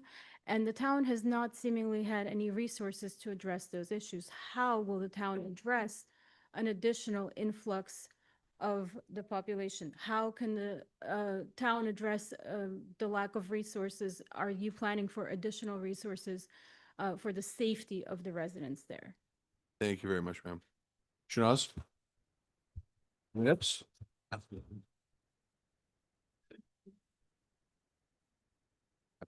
Hello. I live in Chestnut, right by American Legion, within 200 feet of the development. So tonight, a narrative of fear is being used to bypass a narrative of facts.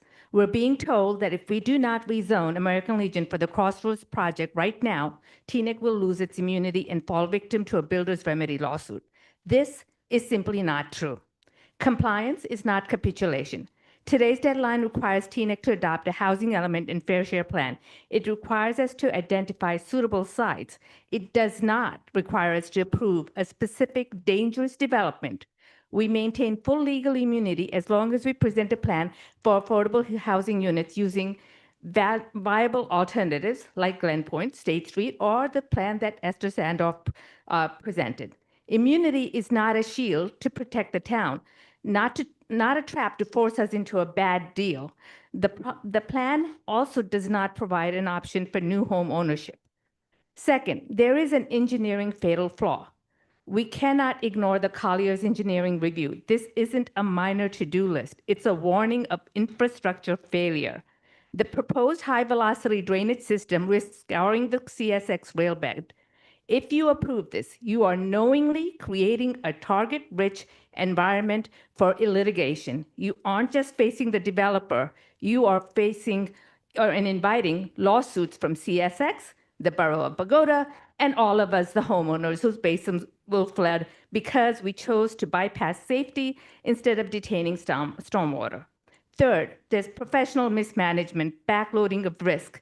From a project management perspective, the project is being handled backward, deferring utility studies, traffic counts, and land appraisals until after approval is called is backloading the risk. You're being asked to grant a massive zoning uplift value to private developer before you even know if our sewers can handle the flow or what our public land is actually worth. This isn't a strategy. It's a giveaway of taxpayers' equity. Finally, the traffic data fails the most basic ITI standards. It was conducted on a holiday. It literally ignored the 974 students in 6 nearby schools that define the traffic patterns of this neighborhood. To approve 1,045 new daily car trips based on a holiday study is a breach of your duty of care to the children of this community. Council members, a builder's remedy is not a blank check. Courts cannot force a town to approve a site that engineers have documented as a safety risk. Do not legislate out of fear of a developer. Legislate out of a commitment to the facts. We can meet our housing obligations. We can keep our immunity and we can protect our residents, but it simply doesn't have to be this plan. I urge you to lead with courage and vote no. Thank you very much. Anybody else? Hi, Lori Ludmer, I'm a resident of Teaneck. You said it all. But what I'm going to do is I'm going to say, how many people here want the development? Stand up. Address us. So- It's not a seminar. People who are here who want the development, stand up. And how many people who don't want the development, stand up? Stand up, stand up. Sure, this is good. To you, So address the council. You're addressing us. You're addressing us, please.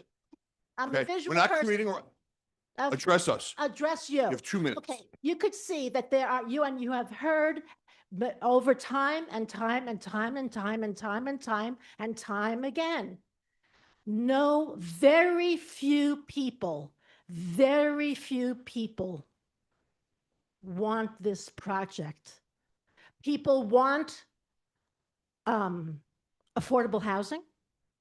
People want things to make sense. The study that was done that, I don't remember your name, I'm sorry, about the flooding. So what, that was good. There was an expert. Where's the expert about traffic? Where's the expert about the students that would be, where is that? There's no reason to push this through now. And no, it was scared. There was a scare thing that happened right before. There's no reason. Slow it down. Do it well. We want Teaneck to be a model, again, of a community that does it well with affordable housing, with development, but not development that the people don't want. Really, how many times have they, really? I hardly know what to say. It's so obvious. And yes, have courage. That's what's lacking in this world. Have courage, please, folks. Thank you. Jim? Anybody else after her? Dr. Powers after her, please. I want to exhale. Good evening, everyone. I was actually online listening to this. Making lunch. I'm sorry, my name is Nicole Stanley. I am a resident of Teaneck. I was actually in the kitchen listening to this online, making lunch for my children who attend the community charter school. We live on Grace Terrace, 0.9 miles away from the charter school, which means he doesn't qualify for the bus. And you may say, what does that mean for us today? Because we live 0.9 miles away from the bus, he would walk to school.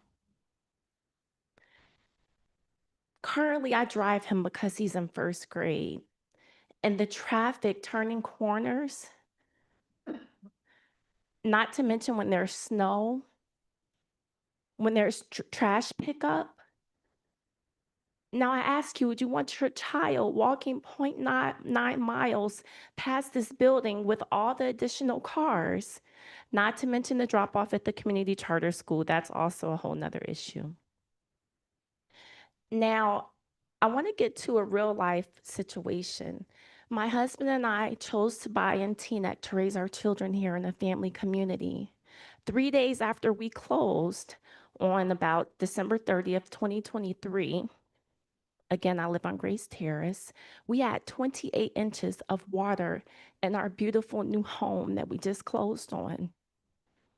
So naturally, what do? I call my realtor, I call the lawyer, and they say, hurry, it's your house, you're stuck with it. So what's the next thing I do? I call the town engineer. Surely someone must have an answer to this. And the town engineer was very courteous and she said, sorry, you have to hire your own engineer. It's your problem. So if this development continues, and 2 years after this happens, people start to get 28 inches of water in their backyard, and someone calls the town engineer and says, how can you help me? What will be the response? The response will be, sorry, hire your own engineer. You know, I ask you to think about your constituents, think about the people that live here, think about your child that can be walking 0.9 miles to get to school just to learn. I believe in affordable housing. I think it's the right thing. I just don't think that this is the right project. So take a moment, go inside, have the courage, and speak for the people. The people have spoken. Thank you. I yield. Thank you very much. Dr. Powers, and then we go on, please.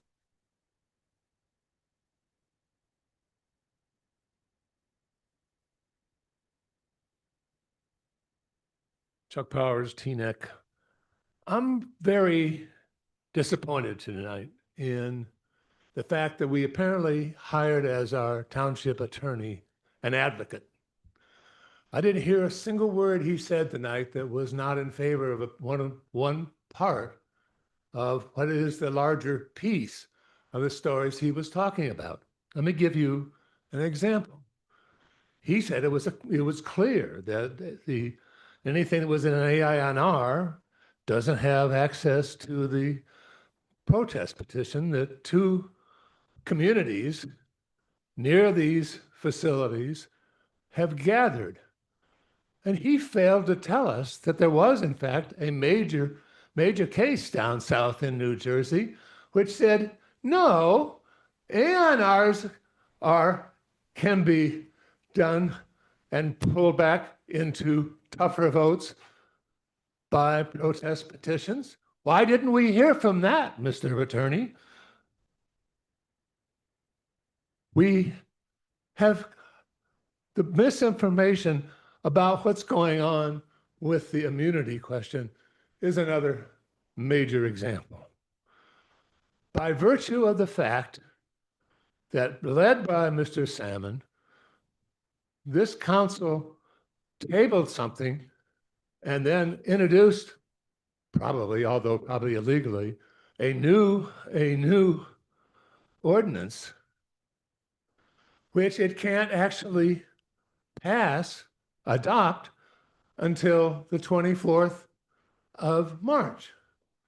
And the major judge overseeing these issues for Teaneck said on the 4th of March that if Teaneck misses on any of the 6 agreements that it had partially made but had not completed, if it didn't complete them by tonight, and you don't have any opportunity, no legal way you can pass the one that deals with 827 Teaneck Road tonight, which means the immunity question is off the table. It's gone. And we didn't hear that from our attorney tonight in describing the situation that we are in. I happen to know a lot more than I think most people in this town, with the exception of 4 or 5, about 54 West Englewood. No, it's not true that there was one lot that went to 3 to allow for going up to 55 units on that small piece of property over by Mirasu. I actually cross-examined the planner who advocated it, and the planning and the Board of Adjustment said, too damn dense. No, we should be saying the same thing. Thank you. Dr. Powers. Ma'am,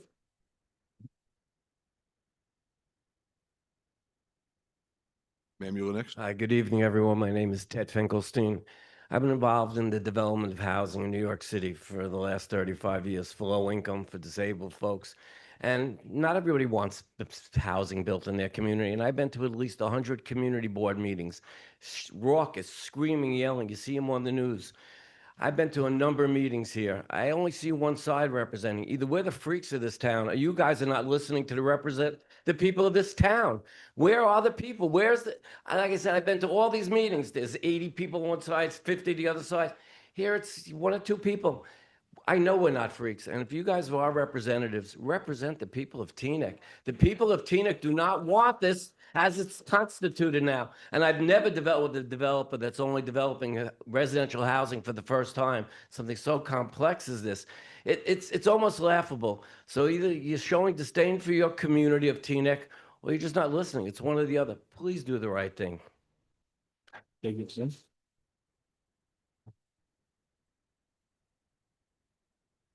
Good evening, Sharice Morris Tyus. I have been a resident in Teaneck for over 35 years. I live on Chestnut. I have had the blessing of watching my father come into this hall and fight for what is now the lower sized Walgreens. I have an aging mother that went blind 2 years ago in one eye. She casually and very delicately walks across from the other side of Cedar Lane to Walgreens to get her medication. Carefully. I have been able to, in multiple emergencies, including the passing of my father, get to my mother in less than a minute. I am a property manager for a building in New York. I represent the owner. I represent the tenants. I understand both sides of the coin. But I also know the facts, and none of us here can deny them. Emissions causes dementia. It's a fact. I am an aging woman. There's enough toxicity around us that is already causing dementia. We don't need more. It is a fact that NASA has projected that there will be approximately by 2030, 3 to 5% increase in temperatures. That's a fact. It's a fact that there is a projection of 10 to 14 inches increase in rain in that time period. That's a fact. There's a fact that this has been a community that's prided itself for as long as I've lived here in doing what was right by its residents. That's a fact. We've prided ourselves on diversity. We've prided ourselves on caring about the issues at hand. We've prided ourselves on hearing the voices of the people. I am a Teaneck resident. I am proud to be a Teaneck resident. I will not be able to say that if I continue to see our representation make decisions that are not on the behalf of the people. I am living in a time where I'm watching carefully a nation of bullies, a nation of people making decisions without the people's voice. Please do not let that be Teaneck. We have a moral dilemma, and I'm asking you all to make a decision tonight, considering this moral dilemma affects all of us, you and us. Thank you.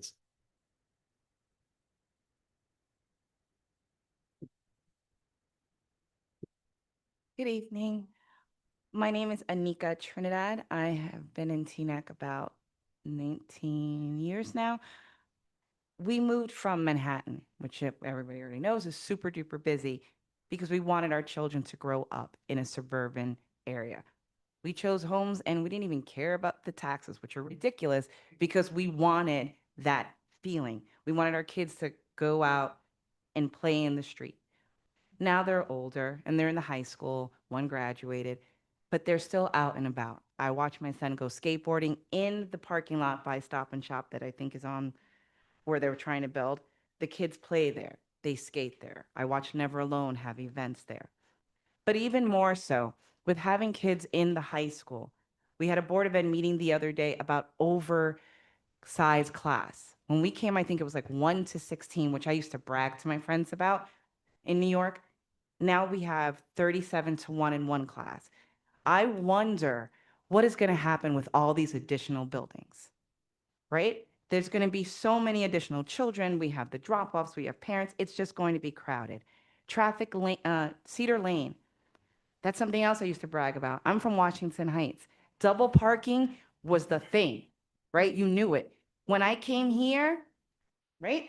When I came here, there was none. I would call people and be like, we don't do that here. This is Teaneck. Teaneck is a model town. Now, I literally see these cars double parked up and down Cedar Lane like I'm on 179th and St. Nick. It doesn't make sense to me. I didn't come here to feel like I'm living in Manhattan. My family did not move here for that. We came here for fresh air, to look up and see the sky, to see trees, not another concrete jungle. Hackensack is fine how they're doing it. Englewood is fine. I don't want to see that here. I'm on Kent. I can't even imagine what Stop and Shop is going to look like or anything else. So I just hope, and I hope that I'm not speaking in vain, because I mean, I'm new to this, but it seems like people have been fighting this for a long time and no one's hearing them. So I truly hope it's not in vain. And I hope at the end of the day, you stick to the integrity of what this town is supposed to be and not what you think you want it to be.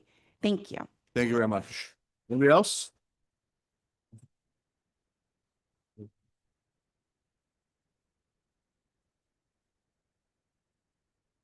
Good evening. My name is Enid Vallejo-Justine. I'm back again. I'm a parent, resident of Teaneck, also a board member at the charter school.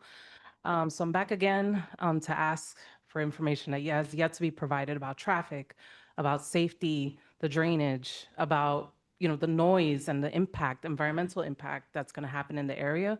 Obviously, particularly related to school because my children go there and I serve that community as well. But it's just, hearing a little bit earlier about the plan and the studies, it sounds more to me like it's just like, oh, everything is going to be okay. We're going to find a way to make it work. But that's sort of like closing your eyes and just kind of like feeling around in the dark, like, oh, we're going to make this work. It's not an answer, honestly. I think maybe people want to hear that, but it's really not an answer. I think when you're coming about projects like this, people want real concrete information, data, science. At least from my perspective, I think that's one of the most important components in decision making and big processes like this. And so I'm hopeful that this will come about some way because this is what the community deserves. Thank you. Councilman Song? Anybody else in the room after Mr. Song? Anybody else? Okay.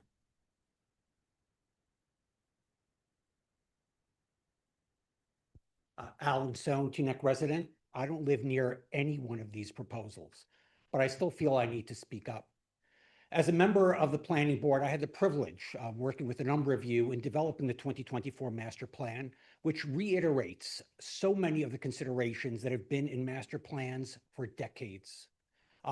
That represents the views of those hundreds of people who participated in the process and the several hundred people who submitted their input online. To maintain the residential character of this township in an overwhelming basis, to keep multifamily zones in multifamily zones, to maintain separations between those zones, to improve our business districts, and to improve traffic circulation. Neither of these proposals do any of those things. 54 West Englewood did appear before the Board of Adjustment, and along with Dr. Powers, I had an opportunity to speak to a much, much smaller, much less dense project. With a little bit more land, this is significantly more dense. Against my calculation was 88 units per acre, something that is completely outside the character of this area. I had significant concerns, and I expressed those concerns at the planning board meeting when we were looking at that plan. And I still don't see how it meets that. I'm really, really bothered even just by the title of Ordinance 18/2026, which is adopting the Cedar Lane Central Business District redevelopment plan. The one thing that this ordinance in no way, shape, or form does is to improve the Cedar Lane Central Business District. As a matter of fact, it makes redevelopment of that central business district almost impossible by giving away land that could have been used for other purposes. We've known about these changes for well over a year. In November 2024, I had the opportunity at the League of Municipalities to spend several hours in sessions in working with folks from the Department of Community Affairs to go through those details. And yet we find at every point in time that we have to act because there is a gun at our head. Okay? There was a gun at our head in June. We had to pass a housing element and fair share plan. There was a gun in our head tonight. But again, the gun is at our head because this township council has failed to exercise its responsibility to plan.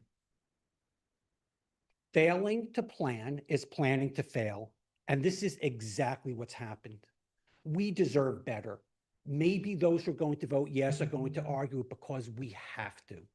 But we didn't have to have this plan. We could have done better. We should have done better. And you need to accept your responsibility for that. Thank you.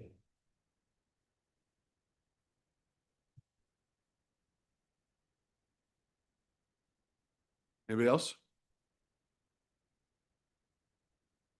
Good evening. Dana Williams. I'm American Legion Drive, so it's right in my backyard. And I just want to take a moment to thank everybody here on the council for hearing everybody out. Thank everybody for being here and making your voice known. I want to especially thank Ms. Goldberg and Ms. Belcher because one of the last meetings I listened into on Zoom, you guys stood and took a stance in opposition based on the poor development that you saw in the plan. And so I want to applaud you for that because it takes a lot of courage, as everybody has said here, to go against the grain. With that being said, many are called, but few are chosen. And so you have been chosen as our counsel for the people, to represent the people, to be brave for the people. And so I hope and pray that the decisions you make will be for the people. That's it. Thank you. Thank you very much. Nice. Okay. Seeing all the hands, we will turn it. Speak. Okay. Is there anyone else like to speak afterwards before we go to Zoom? Is that okay? Hi, my name is Jenny. I'm a business owner and my family has been property owners for over 20 years. So I humbly say that we kind of do have some insight into like kind of the history, just looking at what we've observed throughout the years.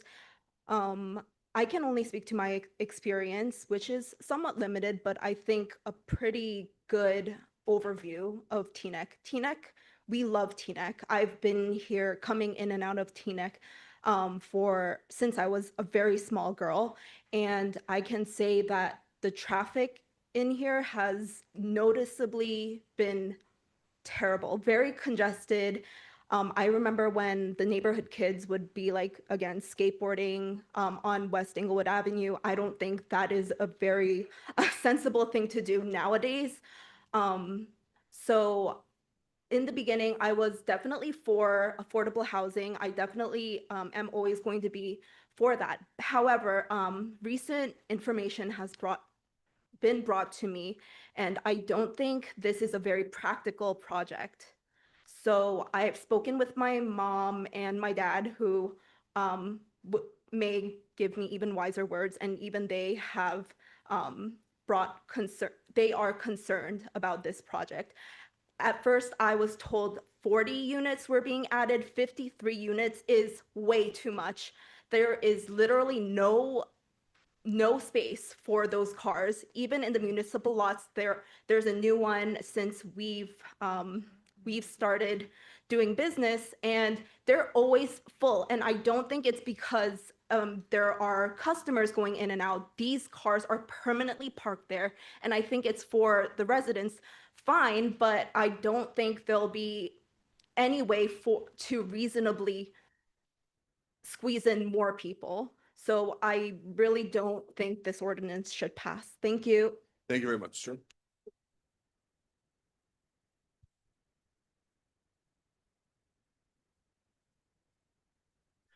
Nick Lento. I live in Cliffside Park, but I've been coming to this town to shop and have fun for at least 30 years. So I love this town. I love the activism, the quality of it. It would be horrible to see it go the way of a lot of other places in this rich area. It would be a shame. Given the things that have been said here, I can guarantee you that if you guys keep this thing on the greased skids that it's on now, apparently, you're going to wind up with more and more and more and more people in this town realizing what's being done to them. And the more people who realize it, the more upset, angry, and dissatisfied they're going to be with all of you. Because you are elected officials. You're not kings and queens. You may have gotten a few dollars in campaign contributions, but so the what? You know what I'm saying? This is either a manifestation of some kind of severe incompetence or stupidity, or I hate to say it, corruption. It makes no sense. None of this makes any sense. Your failed traffic study should by itself disqualify this thing from happening. Your lawyer sounds like an attorney for the developers. I love your engineer. I just spoke to her before. She's a wonderful, intelligent, nice lady. But let me tell you something. CSX is not stupid. They know that when water runs down through impervious surfaces, it's going to collect and pool somewhere. Making the pipelines bigger doesn't change the fact that there's less places for the water to go. Unless you dig some kind of major trench somewhere with millions of gallons, as time goes by, those railroad ties are going to be undermined by the water. It might take 2 years, 3 years, 10 years, but it's just physics. It's obvious that's what's going to happen. CSX is going to do, I hope, if they're smart, they'll have their own engineer, their own studies, because this increases the probability of one of their trains becoming derailed. I admit it's a small probability over the next 5, 10 years, but if it happens, the liability to your town is enormous. Does your insurance company know what you're doing? Why don't they? It's in the interest of the insurance company to have your whole policy be underwritten to a higher degree of liability. That's going to cost you more money, a lot more money. Now, maybe the insurance company is stupid. Maybe CSX is stupid. Maybe the people of this town are stupid and won't care about what you're doing to them. I don't think any of those three things are true. I got 25 seconds. So what I'm going to say is this. It's in your own best interests as public officials to listen to the people here. They don't want you to do this. Don't do it. Enough said. Thank you, sir. Anybody else? Okay. Seeing no other hands, we will go over to Zoom. Mr. Clerk, take it away. And I'm going to step out and leave Mr.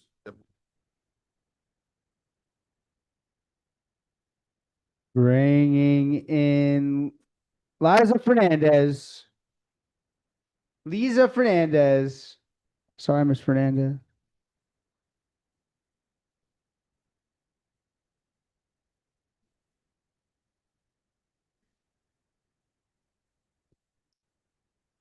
Hello, can you hear me?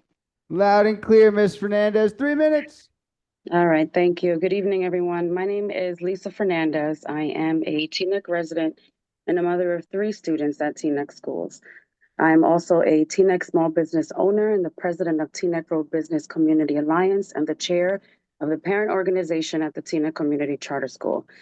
If that doesn't tell you enough about how much I care about this town and the families who call this place home, I don't know what will. So I'm listening to this meeting, and what struck me the most, honestly, is literally what the gentleman just spoke about, the possibility of a trail derailment. That literally put my heart in my throat. I currently have a 3rd grader at the charter school, and he said what was like 5 years or so from now, that put him in what, 8th grade? That still does not account for the mom that I just met at the bus stop who just gave birth to her baby, who has her kindergartner in the school, which means that her new baby is going to eventually be a student at the charter school. This puts hundreds. The school currently holds over 368 students, I believe. That does not account for the staff that is in the building. This puts over 400 people at risk just in one building. This is not accounting the fact that this train literally runs through the heart of Teaneck, passing homes. My girlfriend lives on the other side of the train. Businesses, the supermarket, who's been there forever. This build is not a good idea. The water, I'll go back to the water. The business that my husband and I run is a water business. And trust me, when a pipe bursts. Water goes everywhere. Water will always find a way. Water will always find a way. And if God forbid, because Jesus is king, but however, if God forbid something happened to the Teaneck area, specifically where this is getting built, like the gentleman just said, it is not going to be good for the town. It is not going to be good for the people. And you members at the table right now, you know me.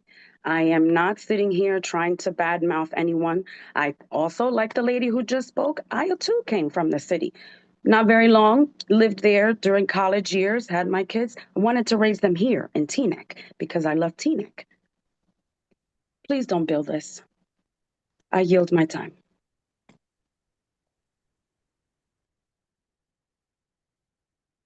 Bringing in Ron Schwartz.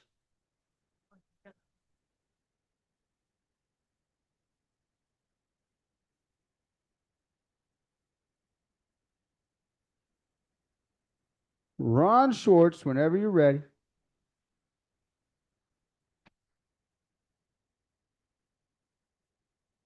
Ron Schwartz, whenever you're ready. Next up, he's not ready. Next. Bringing in Judy Dissler.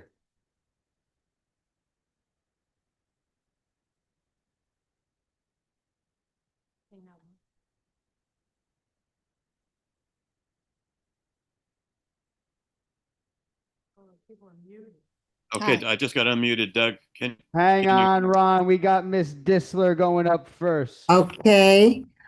Judy Dissler, Teaneck resident for 58 years. I worked for the Board of Education for 25 years, and I should add that I brought you the school vacation program, which allowed working parents to leave their kids in good hands when nobody else was doing it. Also co-founder of the film festival. I've been around a long time. I once got an award for being a Cedar Lane shopper, I think when I retired. I have to say, Cedar Lane is an ugly embarrassment. I would say it's definitely an area in need of redevelopment. And I believe that the Crossroads project would only make things worse. Few other comments before a couple of questions. We were told by our attorney that affordable rents would be about, I think you said, $500 to $1,100. I looked it up on AI, which says that averages in Bergen County are $1,100 to $3,100. Esther Sandroff says, I'm quoting her, the affordable units in unsubsidized mixed income projects only have to be affordable to households earning 80% of annual median income, which I believe is roughly $109,000 a year for a family of four. This translates into a two-bedroom apartment renting for $2,725 a month at 30% of gross. These are the affordable units. The market rate units will probably rent for at least $3,500 if Hackensack is a good comparison. The questions I have, what will happen to Stop and Shop while all of this is being constructed? Will we lose the only supermarket we have in town? The other question, Cedar Lane, I believe, is a county road. Do they have any say in what's allowed to be built along that area? That would be the parking garage and the apartments along Garrison, I believe, facing Cedar Lane and going to Beverly. I don't want to repeat everything else that's been said. I agree with all of you who have said that we shouldn't do it. I believe we should not do it. And those young people who think they're going to be able to move into these affordable units, I think you'll need an allowance from your parents for a long, long time. Thank you. Ron Schwartz, you are free, sir. Thank you for your patience. Please unmute, sir. All right, there we go. Okay, thanks, Doug. Listen, Lisa wants to have 3 minutes also after I'm done. Is that okay? My wife is with me. Hello? Oh, Doug? sir, I'm just checking with the group here. Yes, that works just Okay, fine. Thank you. that's good. Okay, so, um, 3 minutes, Schwartz. Ron, whenever you're ready. Okay, thanks, Doug. Ron Schwartz, Teaneck homeowner for 45 years. I just want everybody in the audience to understand that there are two obscene anti-democratic things happening tonight. Number one, after all the questions that have been raised about the water remediation, about the flooding remediation for years, and after the town's own engineer said this is not a workable plan being presented by the developer yet, you present something by an engineer 10 minutes before the last vote to finally approve this ordinance to the public. Public has no chance to respond to this at all, no chance to corroborate whether you really have discussed this matter with CSX. That's obscenely anti-democratic. Number two, I've been living here 45 years. Lisa and I have both been living here 45 years. We've never seen 3 protest petitions being presented to the council. Over the last week, people went and got signatures from the affected homeowners, the people who are going to be the most affected by this massive development. People signed protest petitions and presented them to the council in 3 different petitions. This has never happened before, in my view, in the history of Teaneck. Yet you reject them because your attorney says you should reject them. Phil Yuck presented a case to you. It just was decided at the end of February. I don't know why the council doesn't understand that or doesn't know that a court permitted protest petitions in an area in need of redevelopment. You should have looked into that. You should have been aware of it. This vote should be 5 votes in favor or it should fail. I am really, really upset that this council is not accepting these petitions. If you were worried about litigation before, you're going to get it now from these people who are most affected, who signed these protest petitions and are ready to take you to court. So if you're worried about litigation, you just brought yourself into litigation. Thank you, Doug. Lisa now would have next 3 minutes, I hope. Well, I'm not going to take 3 minutes. Miss Lisa, 3 minutes whenever you're ready. Okay, I probably won't take 3 minutes because I've spoken before and I've heard many people here speak tonight, and I don't want to repeat what everybody else has said. There are so many issues here that were presented as to why this development should not go forward. I don't need to repeat that. What I do want to talk about is representation here and democracy, which Ron just talked about. We represented you to represent the people of Teaneck. And the people of Teaneck have spoken loud and clear for several years about this project. Now, I know there are 3 council members up there who have been pretty clear that they're pro-development. They want development in this town. Some have said they want this town to look like Hackensack. So you have said that, and you were voted in, and people know where you stand. But there are other council members here, council members that Ron and I broke our backs basically supporting, giving money to, working for. And some of those council members came to the site of Crossroads and looked at the plans and swore to us that they were against this development, that they were against Crossroads, and they would not vote for it.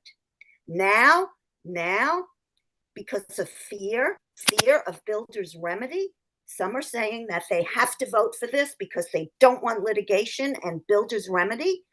And somebody talked about courage versus fear. And actually, I think some of our council members are succumbing to fear by an attorney who sounds like he works for the developer. He is not presenting both sides of this issue. That makes me really angry. I just want to say I was one of those people who has not been adamantly against development in this area. But I now am really, really angry at what I'm seeing here and the disregard for the people of Teaneck, the lack of representation for those council people that we voted for, not only voted for, worked hard for, gave money to their campaigns, said they would absolutely not vote for this project. And now they're saying they're voting for it because of builder's remedy. We are committed. Ron and I just talked about how much we would contribute to a lawsuit. There are many others who will. There will be litigation. We will fight this. We will fight this in court, and we have a lot of ground to do that. That's it. Thank you.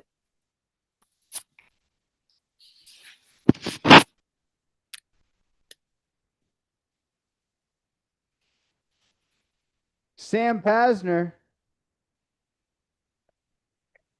Sam Pasner, you're up 3 minutes. Hello. Sam Pasner, Teaneck resident. I want to preface this speech by saying that I support affordable housing. Increasing affordable housing is not only the right thing to do, but it also improves our community, boosts local businesses by increasing foot traffic, lowers resident tax burdens, and allows young residents like me to stay in town. I support multifamily development and believe we need more around town. Yes, including in my backyard. It is not despite, but because of my beliefs in the benefits of affordable housing that I rise to object to the handling of the Crossroad project and the danger it poses to the residents of Teaneck. Our community benefits when people of all backgrounds feel welcomed in our town. But the young families affordable units seek to provide units for should not start their time in our community with flooded homes. The businesses that multifamily units support cannot grow if traffic prevents people from reaching them. And lots suffering from floods and pollution reduce net revenue for the town through decreasing property values and increasing services. This council is put in a bad situation due to fair share housing, but it is a dilemma of its own making. The council has seriously procrastinated its affordable housing obligation. As a college student, I empathize with those who struggle with procrastination, but the fair share housing doctrine is 40 years old. The town council should have seen this coming. Given the lengthiness of the zoning process, waiting until the literal last possible day to meet our affordable housing obligation is irresponsible and anti-democratic. Rather than allowing the threat of builder's remedy to tie the hands of the town's leaders and residents, the town should have begun identifying areas to propose development for fair share housing, identified problems with development, and readied the project for shovels in the ground a decade ago. That way, the town could have begun smart development as soon as obligations were announced that would allow us to actually build beneficial affordable housing. In 10 years, when the next round of affordable housing is released, let's make sure we're better prepared.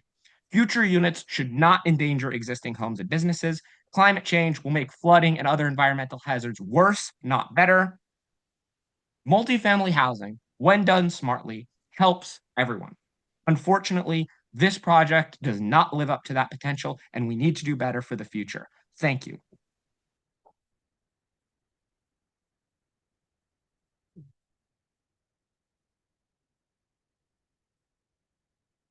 Bringing in Shelley.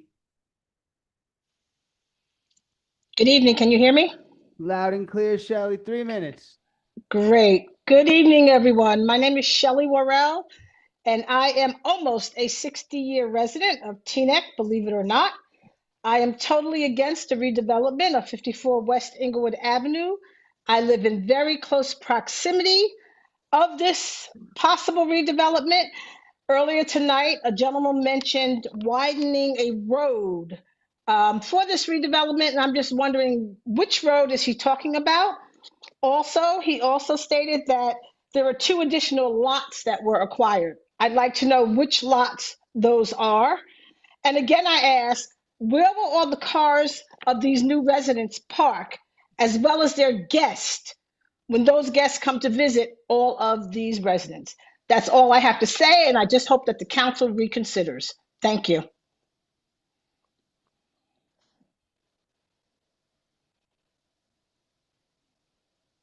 Bringing in Juanita. Can you hear me? Loud and clear, Juanita. 3 minutes. Thank you very much. Hello, I'm Juanita Brown, Teaneck resident. I am all for affordable housing. However, how affordable will this truly be in the end? New young people thinking that they can afford this, they're in for a shock because they won't be able to afford it. And why in the world would the elected officials of the council vote for something that the majority of the residents are so totally against? It makes no sense that our town is being turned into an area that most of us didn't move here for. Speaking for myself, if I wanted to have apartment building facing me, I could have stayed in the Bronx.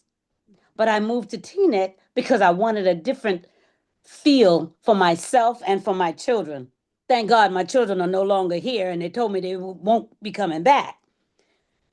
In addition to that, I'm so afraid, being a senior, I'm so afraid that trains carrying hazardous materials will put my life in danger so much that there's no escape for me. Because if it goes in the air, I can't run from it. I'll just be breathing it. Please, please, please do not vote yes for this because you're not doing us any good, us being the residents of Teaneck. And you all live here. You won't be doing yourself any good either. Thank you very much. Have a good night. Bringing in Andrea. Hello, my name is Andrea Belmont. I'm a Teaneck resident. I'm a mother of a high school student at Teaneck High School and also a mother of a student at the Teaneck Community Charter School. And I have issues with both developments, with Crossroads and 54 West Englewood. I'll start off with 54 West Englewood, being that it's in my backyard. I came to Teaneck for the community feel, just like I have my kids at the school. And the idea of having my backyard having a 4-story building is not conducive to the community feel that we have right now in Teaneck. I am all about affordable housing. I just feel that there's certain areas of the town that can be for, and it's not in front of houses, next to houses, and behind the houses. And there was another caller that called in, Shelley, in regards to parking. And that's another issue that I wanted to bring up, especially when there's snow emergencies and cars cannot be parked in the street. So if you put up a 4-story building and you have all these people parking their cars, where are the residents supposed to be putting their cars if they can't put them on the street already? On the other side, with the Crossroads project, I have my child who's at the charter school. And on a good day, it'll take me 15 minutes to drive there. I've noticed that traffic, since I've moved here to the town in 2013, has gotten harder and harder during rush hour. And what's going to happen when this development is created? What's going to happen with traffic? We already have issues when it comes to dropping off our children safely at the school, so much so that now we have streets blocked so that we're able to drop off our kids. And I would like to have that into consideration, and I would hope that the people on the board, on the council, will say no to this development, for both developments, 54 Englewood and Crossroads. Thank you. Bringing in Alicia R. Alicia R. Yes, hi everyone. I'd like to thank everyone from the town that has spoken so intelligently and passionately about this project and why it's so important for it to not be developed. I just want to focus on one thing in relation to both of these developments, the one at American Legion and the one on West Englewood. So first of all, I've lived in Teaneck my entire life, which is almost 55 years that I've been in Teaneck. And I want to know why we are moving forward like a freight train with these projects that are not really taking into consideration the betterment of our downtown commercial areas. To me, it seems like we're just checking off the boxes and dealing with returning favors, and we're not having a big picture view of what will make Teaneck more livable and more enjoyable and make the downtown areas prosper. So we've spent so much time talking about this development plan without really hearing anything about other development options, such as the one that was presented by Esther Sandroff, that really focuses on a big picture look at what would improve Teaneck's downtown area. I grew up in Teaneck. I remember really enjoying walking down there, having ice cream at Bischoff's, going to the movie theater, going to Louis, getting a magazine at Rockland's. Teaneck, Cedar Lane area is not an enjoyable place to go anymore. And I really would like it to come back. I yield my time.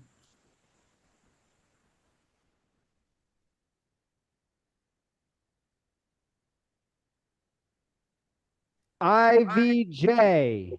Please state your name for the record. Sure. My name's Isaiah Vallejo Justy. Reside in Bennett Road. Have two children at the charter school, both of whom were born in Holy Name Hospital. So they're Teaneck through and through. And I heard a lot of people mention builders remedies. And I know that 827 Teaneck Road would not be approved by tonight. So at least it was my understanding that the builder's remedy is there already, right? And that the passing of these ordinances, I ask counsel if he can, meaning the attorney, if he can clarify this.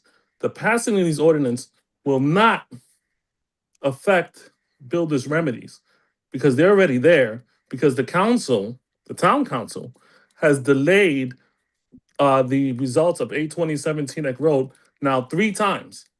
So it's not that the council voted against it, it's that they delayed it. And so now the builder's remedy may be already here. At least that's my understanding. I also, when it comes to the attorney is supposed to represent its client, which is the town council.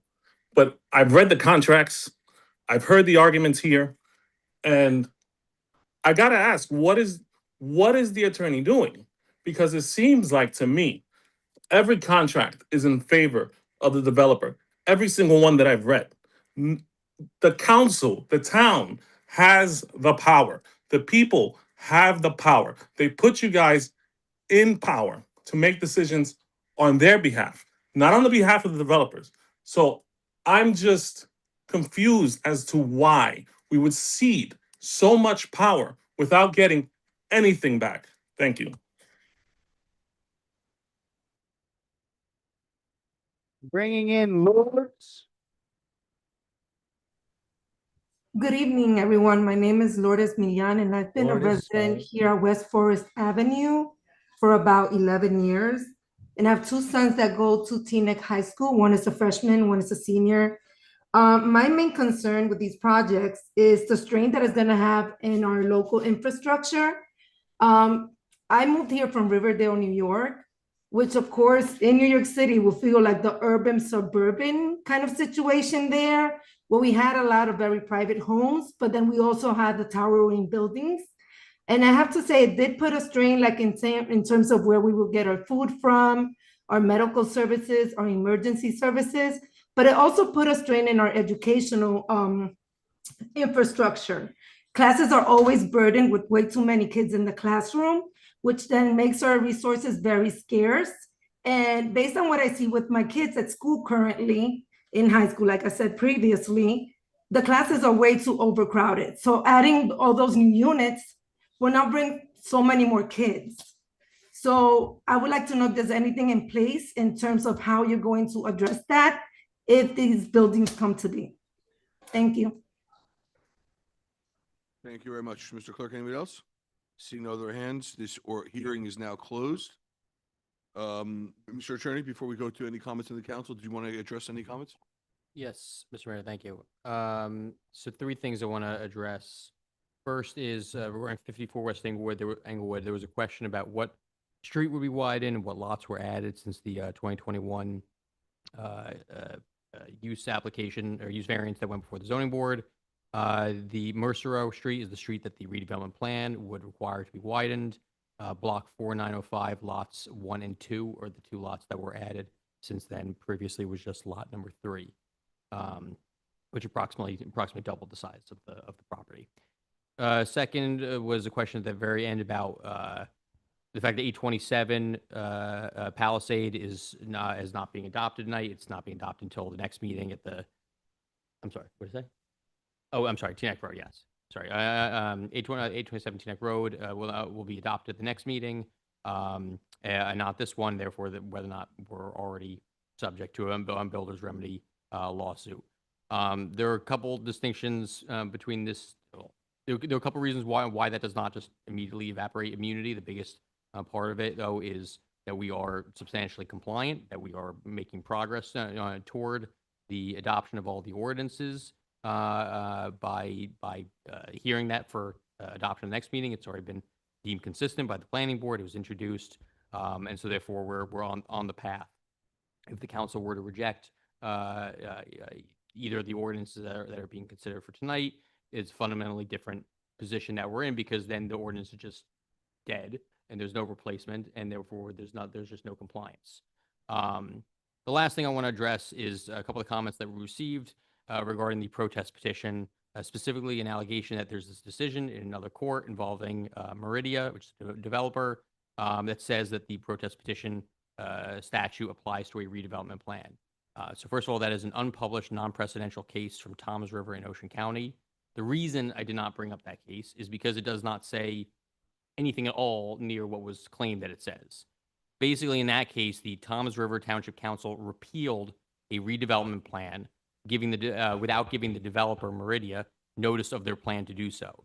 The court explicitly held that repealing a redevelopment plan, as opposed to adopting a redevelopment plan, which is what the council is considering doing here, when you repeal it, that is done under the municipal land use law, not the local redevelopment and housing law, because it is a reversion to the zoning laws that are otherwise in effect.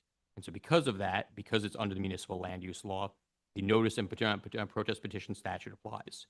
Court, though, explicitly said in their decision, and anyone can look it up, it's Meridia versus Township of Toms River, explicitly said that adoption of a redevelopment plan, which is what the council is considering doing tonight, is not subject to the protest petition statute, because it is made under the local redevelopment and housing law. And that law specifically does not include the protest petition language like the municipal land use law. So in response to those comments, it is absolutely incorrect to say that this other case, this Meridia case, says that a protest petition is valid when it comes to adopting a redevelopment plan, because in fact the case specifically says the opposite. That's all I have, Mr. Mayor. Thank you very much. Any council members before we entertain any motions like to speak? Good, Councilwoman Goldberg. Thanks, Mr. Mayor.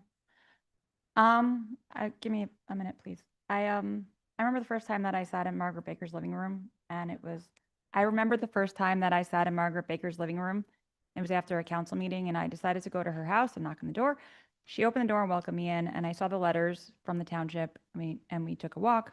I saw the tower in front of her living room, and the sun was blocking her living room light. I've heard people say, oh, she can move into the apartment building. Why should she? I heard she chose to buy her house there in an industrial zone.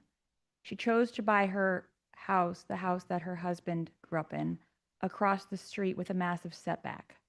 When she realized what was going to happen, she reached out and said, okay, move the entrance to the parking garage so traffic doesn't back up onto 4, and have a little store inside so people can get milk and lottery tickets. I promised I wouldn't let that happen again in this town. If elected, I even got a pizza for coming in third for that. I sat in this room on the night that the Holy Name vote took place. After some of my colleagues gave their word that they would not vote on a zoning ordinance without a deal for the hospital. We all know how that turned out, something about cards. If I am not for me, who will be for me? When I am only for myself, what am I? And if not now, then when? There are some meetings you just remember. State Street redevelopment hearing at the planning board, the 4905 redevelopment hearing as well. I heard every single one of the single family homeowners come up and say, how are you declaring my home an area in need of redevelopment?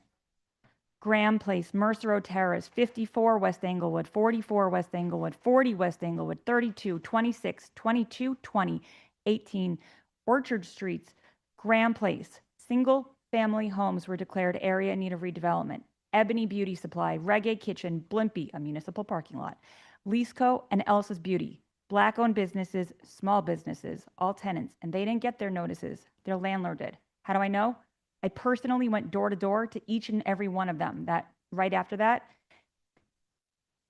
Together, 4 council members undid almost all of those lots because together we worked together to rise for Teaneck. 54 West Englewood Avenue is still part of that area and redevelopment. That is my red line and that hasn't changed. I drove past Anita Gazman's house. I'm sorry if I said your name wrong. I drove past a residential neighborhood with very low apartment buildings and single family houses. I will not vote to make her the next Margaret Baker. I realized what an injustice was about to come to the council agenda then, so I called Councilwoman Romney Rice and Henry Pruitt, and I spoke to them on the phone for 2 hours as we went through the property owners and what had happened. Yes, it was denied by the Board of Adjustment, and then some property transfers happened, and then it went to for redevelopment. Teaneck Road is not for sale, and neither is West Englewood Avenue. So why wasn't Cedar Lane put on that housing element and redevelopment plan? The public has a right to know, and I'm asking too. Mount Laurel doctrine is about affordable housing, and it does not allow the towns to say, no, go live somewhere else. The state does not want the affordable housing all in one place, while richer white-collar towns pass the buck. I believe that applies to municipalities as well. Why is every single one of these properties, except for Regina's and Crossroads, in the Northeast? This was a failure to plan, but not by our attorneys, so please stop blaming the attorneys. We are the governing body. We are your elected officials. Hold all of us, all 7 of us, accountable. It can happen to them and it will happen to you. Thank you, Phil, and everyone who stood up for everyone else. I hope others do the same. Regarding Crossroads, the night Crossroads settlement agreement was walked in, Ron Schwartz famously grabbed a copy off the table because there was one available then and held it up, and he hasn't really stopped talking about it since. I have read that plan maybe 100 times, and the redevelopment plan has a very specific requirement for phasing. Phase 1, construct building C, that's the parking garage on Beverly Garrison, where the 100,000-gallon tank was supposed to go across from Phil and Chris's house. This allows there to be no business loss to Stop and Shop or their parking lot during construction. 2, the Buddhist Center improvements, reconfigure Stop and Shop parking lot and execute the land exchange. It is not until the Buddhist Center is demolished to soil that the American Legion Drive parking lots gets transferred. And we have heard Crossroads themselves say that the Buddhist Center has a 5-year lease. So that's 5 years down the line. I do have no idea about what's going on with the Beverly Garrison lot though, however. So please, I hope no member of this council moves that up. Phase 3, the American Legion Drive lot, and last one, phase 4, is the south end of the Stop and Shop lot. I've also heard Stop and Shop knows they're working with us.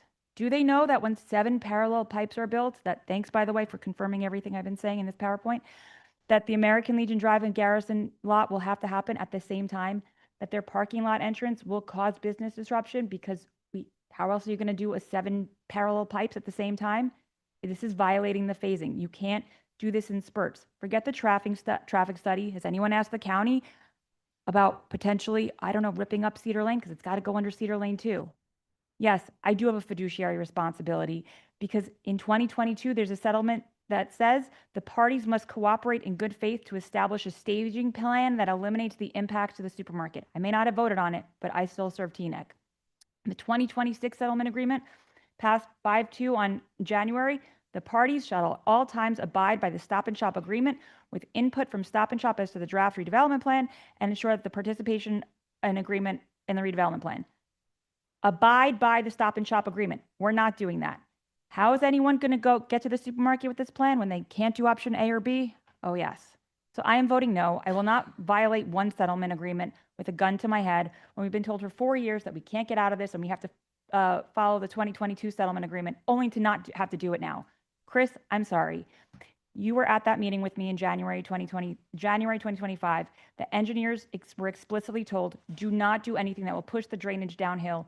You are my constituent, and I will continue to fight for you. But so is Shanaz and Tracy, and this just pushes the water at a greater velocity downstream into an untested pipe.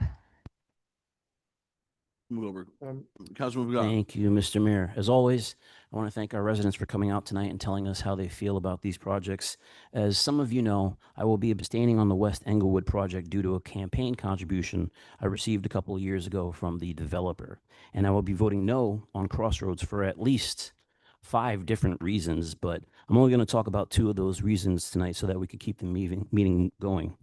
Number 1, it is so very unusual for a municipality to provide 2/3 of the required land for a private project for a private developer. That's a lot of public land for a private project. And that will always bother me because despite what some people think, those parking lots are assets. And whether those parking lots are empty or not, those assets serve our community. Number 2, one of the most important parts of this job is listening to the people you represent, our residents. And I've been saying that a lot these past 5 years. You have to listen to the people you represent. I'm a big believer in that. And I hear our residents loud and clear on Crossroads. So I will continue to vote no on Crossroads. Thank you, Mayor. Thank you very much. Councilman Gatz, and then Can I just ask the attorney again to remind me about, to educate us about it, the builder's remedy and what this means? I forgot what you said to us last time. If we decide to vote no, and then the Crossroads goes to court, can you articulate exactly what this builder's remedy means? Sure. So, what does a builder's remedy mean? So, a builder's remedy lawsuit is a challenge to the township's ability to control its zoning, because the township has, under the Fair Housing Act, failed to provide sufficient reasonable opportunity for development of affordable housing within the township. The way the law is structured is that we have these deadlines basically to take the timeline of adopting these ordinances out of our hands and force us to comply with it. And so what the courts essentially are saying that is, if you don't comply with this, you don't adopt these affordable housing ordinances, then you lose the right to control it, because the state as a whole, and in certain regions and each region within the state has such a overwhelming demanding need for affordable housing that's why they've imposed it. So if our immunity is challenged and we haven't complied with the statute, then the court basically takes the zoning out of our hands and puts it in the hands of what's called a special master. Special master is essentially someone that is hired by the court to decide our zoning for us. The only thing that they are really looking for is affordable housing units, and where they can be, wherever they can be built, however they can be built, with whatever it takes for them to be built. And so if that means taking a small lot and building a large building on it to get those affordable units, and that's what the court would allow. If it means breaking up over multiple projects all over town, that's something the court would look at too as well, if there are specific developers that are applying for it with specific projects. So if that happens, the risk is always with these with builders remedy lawsuits that they get the zoning that we just voted down. It's approved anyway, except not by us, by the court. They allow the municipality has to pay for the attorney's fees and soft costs of the developer. Sometimes you have to pay for the for other costs as well as the special masters. Essentially as a thank you for making us do this anyway. So that's the threat with the builders remedy lawsuit. It's the only one I'm aware of where a municipality won. It was my own hometown of Scotch Plains back in 1985. I'm not aware of any other municipality ever winning a builders remedy lawsuit. And that's, the risk is that you just essentially lose your right to control your own zoning. So just so that I'm clear, because there was a little noise from the audience, you said that it goes to a court, the court makes the decision, and then the zoning that if we decide not to support it, gets passed anyways, but without us having any controls whatsoever as far as height. I think one of the residents spoke, they said, think about the scale, right? And by the way, I am listening to every single resident here, and I am sympathetic, but doesn't mean I agree. And I'm sympathetic to the residents that live next to the project. No one wants to live next to an unknown. We don't know what it's going to do to the neighborhood. That's in the mind of the person living there. So I am sympathetic. I'm even understanding of the people against progress that are against all these different developments, no matter where it is. And by the way, some of them are the same ones that were against the charter school, for those representing the charter school here, because they were here standing against the charter school. And I know because I was a big supporter, and I am still a big supporter of the charter school, including I donated a library. But I do want to talk specifically, not about the fact that, I'm not looking to be a hero to this room. I'm looking to be doing the right thing for the residents of this town. And one thing I know for sure, that is, whether you like your elected officials or don't like your elected officials or have things to say about your elected officials, every single person up here has the best interests of Teaneck in mind. They just may have different ways of getting there or different ideas.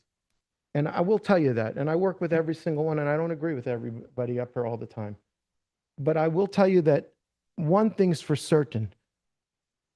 The council, the planning board, will do a much better job protecting the residents in this room than some court that doesn't have any flavor or understanding of our community. And the one neighbor that I do want to highlight is Chris Brown, right? Not because he's not going to be invited to any barbecues this summer of his neighbors. That's a fact.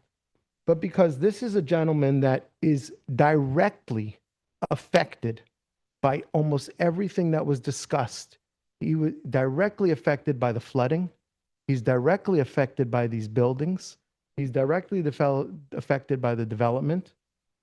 But for his day job, he eats, breathes, and sleeps this work. And he understands that concept that the court will not protect you like your elected or your statutory boards.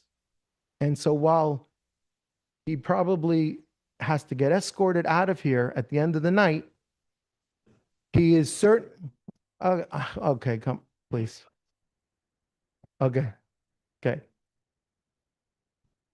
He is speaking from his firsthand knowledge and understanding of the realities of the reality. And the realities are, as the attorney said it, as a not acting in his professional capacity, but as a resident who's being affected, said it. It's better for us to make this decision. So I'm not torn. I'm doing the right thing, even though it's not the popular thing.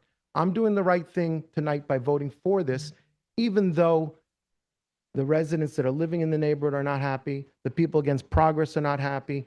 Okay, I'm going to be supporting it. Okay, I'm going to be supporting it so that I can do the right thing for the neighbors today and in the future as well.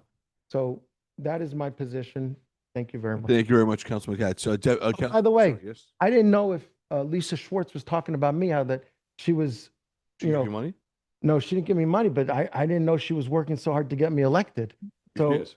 I want to thank Lisa Schwartz publicly. If she was talking about me, I appreciate it. Thank you. Are you running? Councilwoman G, please. Thank you. Sure. May I ask the lawyer a question? Some of the feedback I've gotten from residents, first of all, I've been fielding calls from residents all week, text messages, calls, emails.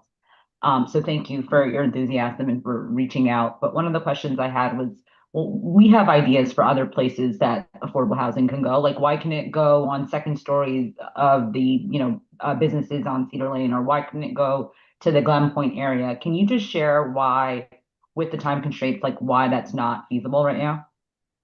Sure. So at this point, what the courts are looking for is they're looking for developers. They want to see actual development.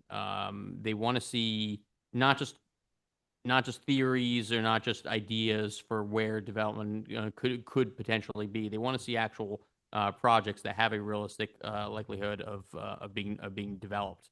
And so if we at this point with the time constraints that we have, if we go to them and say, look, we have this idea of maybe we can change the zoning around here or change the zoning around there.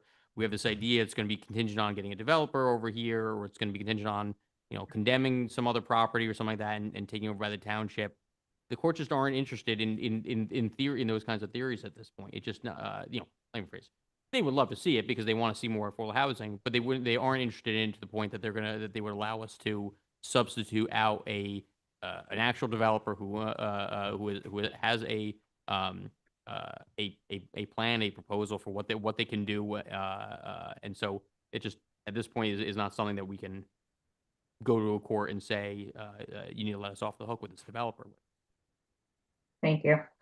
So many of the comments I heard today are ones that I agree with, right? I believe development should align with our master plan. I believe residents should be heard and represented. I believe development should not be rushed. I also want to acknowledge the deep concern that many residents have expressed. People care deeply about the future of our town, about traffic in the area, about our schools, our infrastructure, and just the character of our community. Those concerns are real and they deserve to be taken seriously. Some people even talked about the fact that their kids attend a nearby school. My kid also attends that nearby school. He is a first grader at Teaneck Community Charter School. So those concerns are not abstract to me. They are personal, and I share the same hopes for a safe and thriving environment for all of our children. Unfortunately, today, in this situation, we do not have the luxury of unlimited time. We are facing a state-mandated deadline to comply with the Fair Share Housing Guidelines, and we must make a decision within that framework.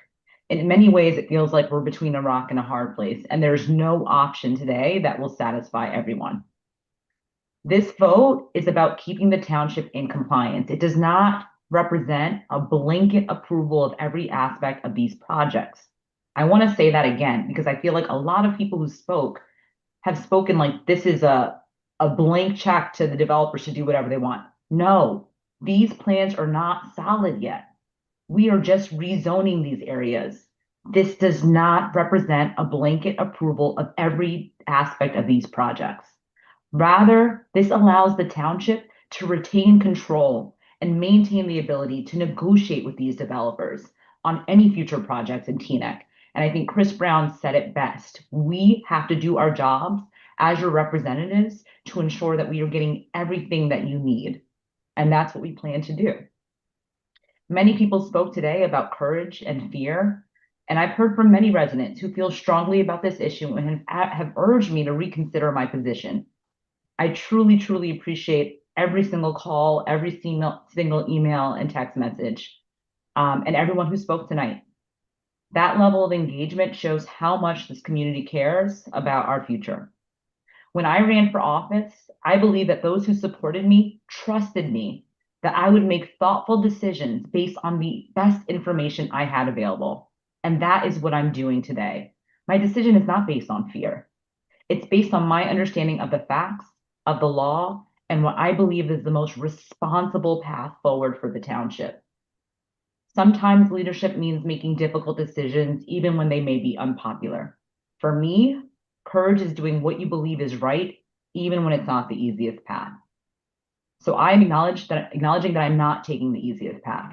And it breaks my heart to make this decision, but I truly believe it's the best one for the township. Thank you. Thank you very much, Councilwoman. Deputy Mayor? I just want to start by reminding everyone that, Teaneck, we received an award for the best master plan. The 2024 master plan was recognized by the state as a exemplary master plan. And shout out to the 18 months that it took our residents and our planning board and our council that spent an awful large amount of time.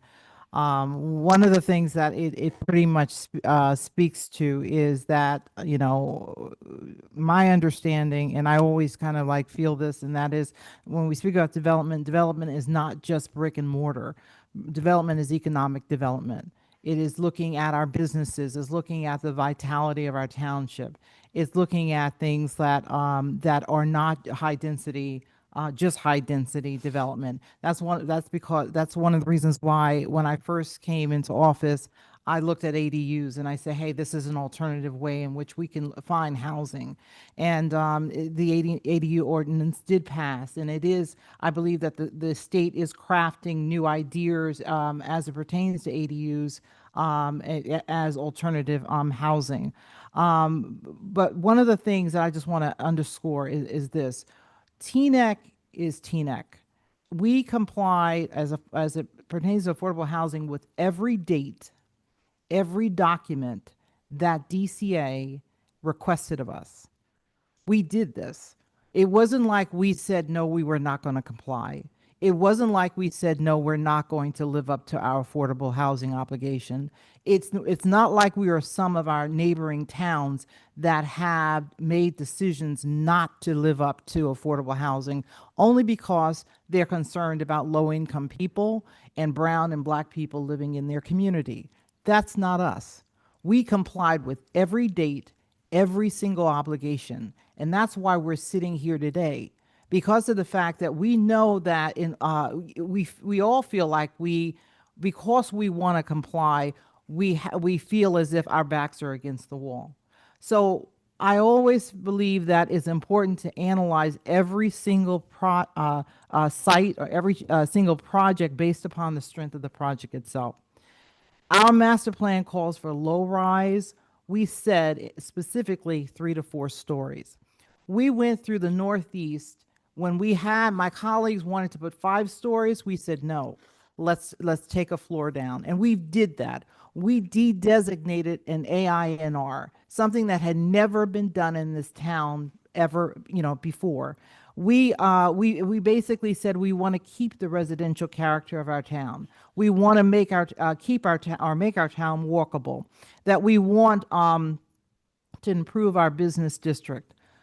But Crossroads missed the mark on this, as far as I'm concerned. And I will not vote in favor of it because it's not our best work. It is not what we can, the best things that we can do in terms of making our largest business district vital. So I will not be voting for that. One thing someone said is about why didn't we do this before? Affordable housing is a 10-year round. We just finished the round 3. We're in round 4. We're in this for another 10 years. So yes, can we do things proactively? Yes, we can. And I encourage my colleagues, for all of us, to put our heads together and figure out ways in which 10 years from now, whoever's sitting in these seats won't have to go through what we're going through. So I sit here and I say that there is things that we can do that can improve upon development, but there are things that we are obligated to protect our residents. So that's an obligation that we have. So when we looked at 54 West Englewood, we spoke to the developer. We asked that developer came up with 1 lot, and he turned around and bought 3 additional lots. That developer basically is looking at surface parking. And that's something that, we have control over, just like our Councilwoman G says, we have control over it. But if we expose our town to builder remedy, we lose control. We lose control. So that's the dilemma that, listen, I've gotten calls and text messages about being afraid. I'm not afraid of these people. I'm afraid that the decisions we make will harm our residents and harm our township. So that's why we're sitting in this dilemma right now. So I am not in favor of Crossroads, but I am in favor of West Englewood. I believe we've done things and we can continue to do things to work with that developer to make that development compliant. So that's how I will be voting tonight. Thank you. Thank you very much, Deputy Mayor. Deputy Mayor Morgan?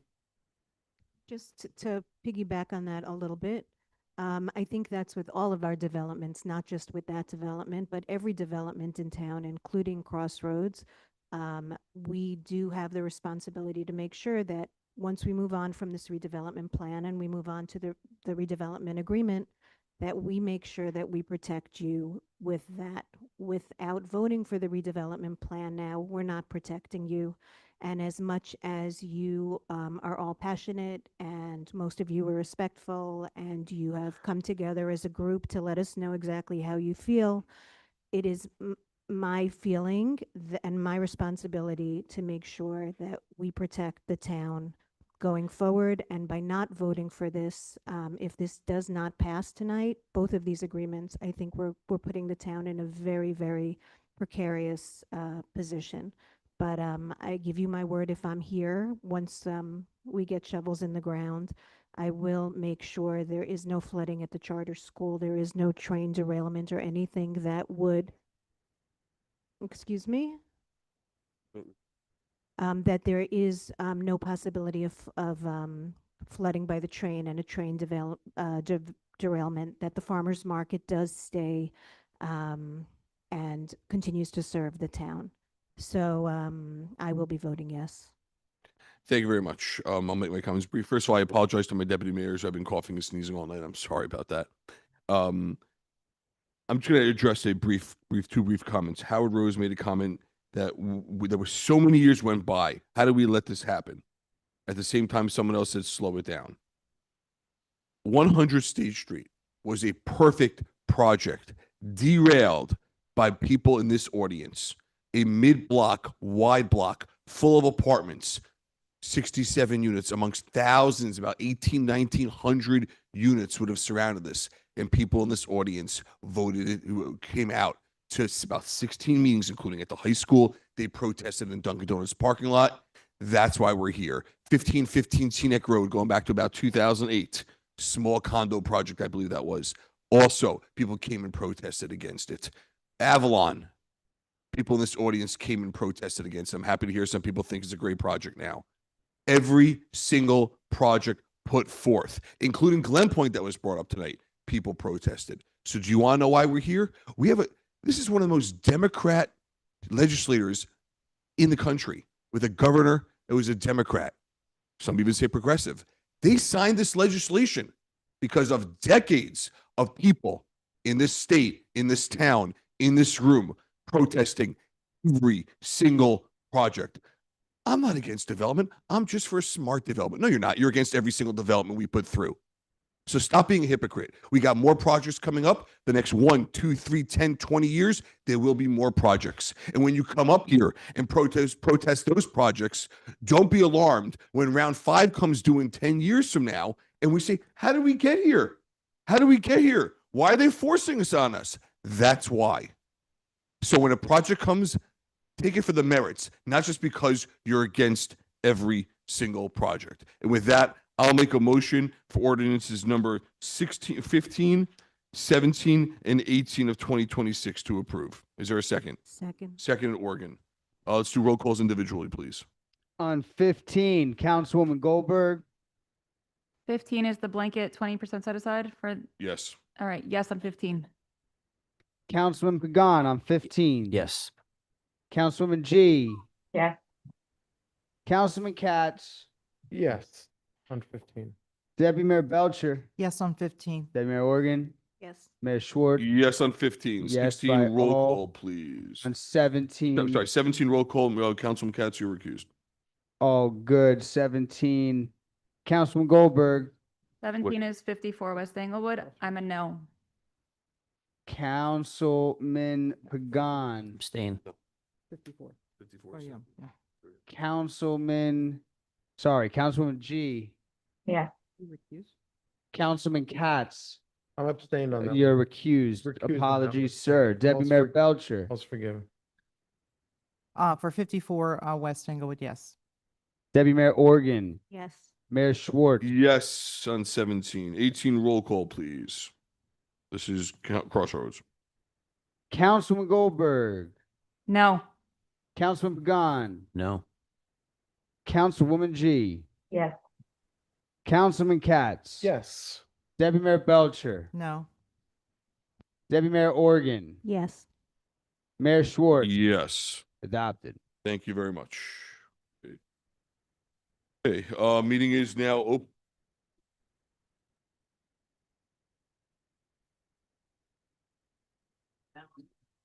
Good, well, okay. Huh?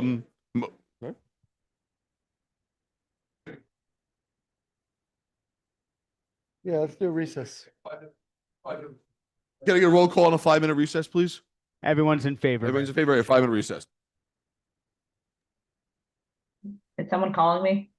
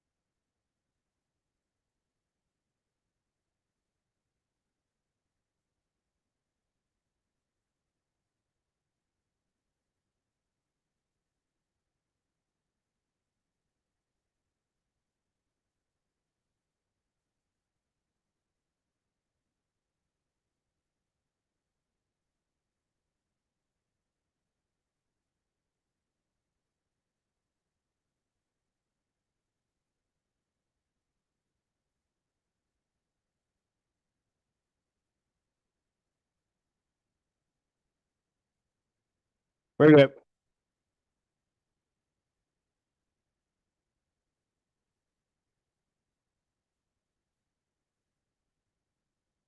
And we are back. Thank you very much. Time for good and welfare. Your chance to speak about anything on the agenda, not on the agenda, anything on your mind for 3 minutes. We'll start with people in the room and then we'll go to Zoom. Anybody here like to speak? Dr. Yuck. Okay, I want to thank you all for voting what, oh, am I in the mic? Is the mic working? Yep, okay. So Phil Yuck, I live on Bell Avenue, you know that. I want to thank you all for voting what you feel is the right way. That's what you're, I guess, elected to do. So we move on to the next phase of this. I'm still concerned about, well, first of all, I want to thank the township manager for the leaves were finally cleared out in Bookstaver Park. I'm not sure about Sagamore because I went to work today, but I saw the men working in Bookstaver because that place was never cleaned last fall. So I'm glad that that's done. I don't know about. I also spoke to the manager about trash on and leaves and stuff on Garrison Avenue by Veggie Heaven, on the side of Veggie Heaven. That was a mess. I don't know if that's been cleaned up yet, but there's a mess all over town. And I really think, again, I spoke about this the other day. I really think just having the environmental commission have a Teaneck cleanup day. We shouldn't have to have a cleanup day. The town should be clean, and it's not clean. The street sweepers come along and they pick up most stuff, but there are things that are left, bottles and things of that sort that the sweeper just misses. Or they go around cars that are parked, so there's stuff under the cars. But there's stuff on the sidewalks. I was at Sagamore Park. There's a basketball court. There's a garbage can on either side of the basketball court. I didn't count, but it looked like there were a dozen bottles under the bleachers and in front of the bleachers there. Bottles further into the park. And I don't know, I know that the DPW, I hope when they go and cut the grass, they stop and pick up all this debris, because if they don't, it's just going to get chopped up by the lawnmowers. There's little pieces of plastic all over. And I see that too. I see little pieces of plastic strips from cups and stuff. Now, we should be proud of our town. And I don't know who's doing all this littering. It's certainly not me, but I'm cleaning it up. I'm picking it up all the time. So, I really think we need a campaign for people to be proud of our town. I think probably we need a campaign in the schools to teach the kids not to litter, especially in the high school, because a lot of the stuff that I see is stuff that probably kids are dropping on the ground. So, I don't know what you can do about that, but I would like to see something like that happen in this town. I remember people used to throw stuff out of cars all the time, and they do it now too, because that's in the streets. But when I was younger, there was a national anti-litter campaign, and suddenly all that stuff seemed to stop. So we could do better here in Teaneck with that. Thank you. Thank you very much. Anybody else knows how to speak? Ms. Eliyahu and then Dr. Power.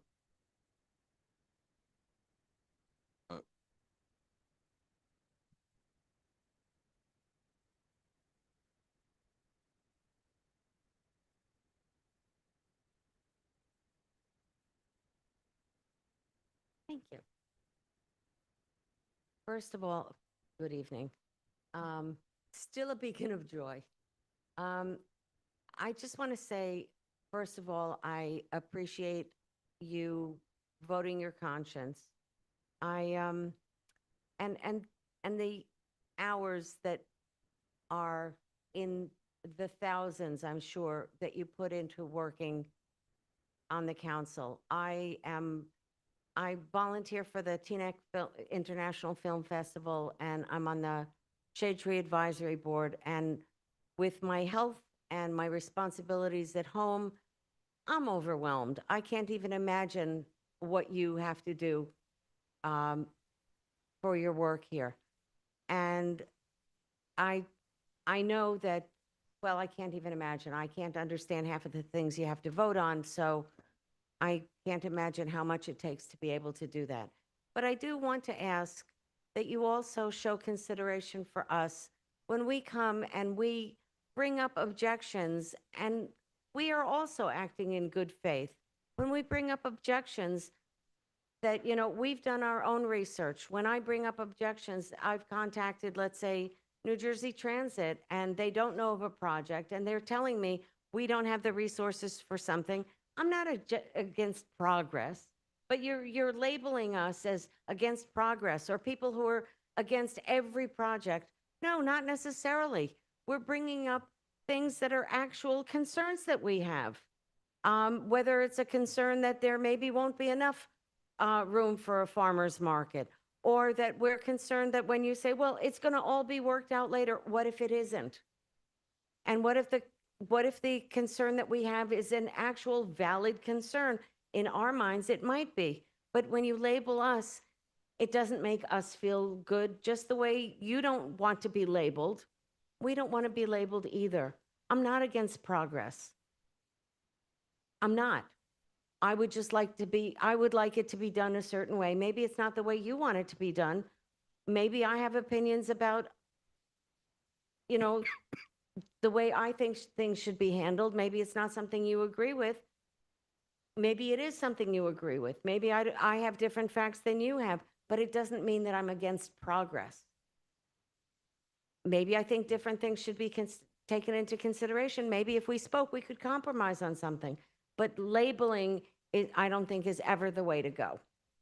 And I think that should be taken into consideration especially when things are getting touchy. I just think that it should be civil on both sides. Thank you. Thank you very much, Dr. Power. Anybody else afterwards? Okay, Paul, and then we'll do Avi. I am very, very much for progress as it was defined by the master plan of the Township of Teaneck last January and February. I fully support going about both the housing and the development process in precisely the way in which the planning board laid it out.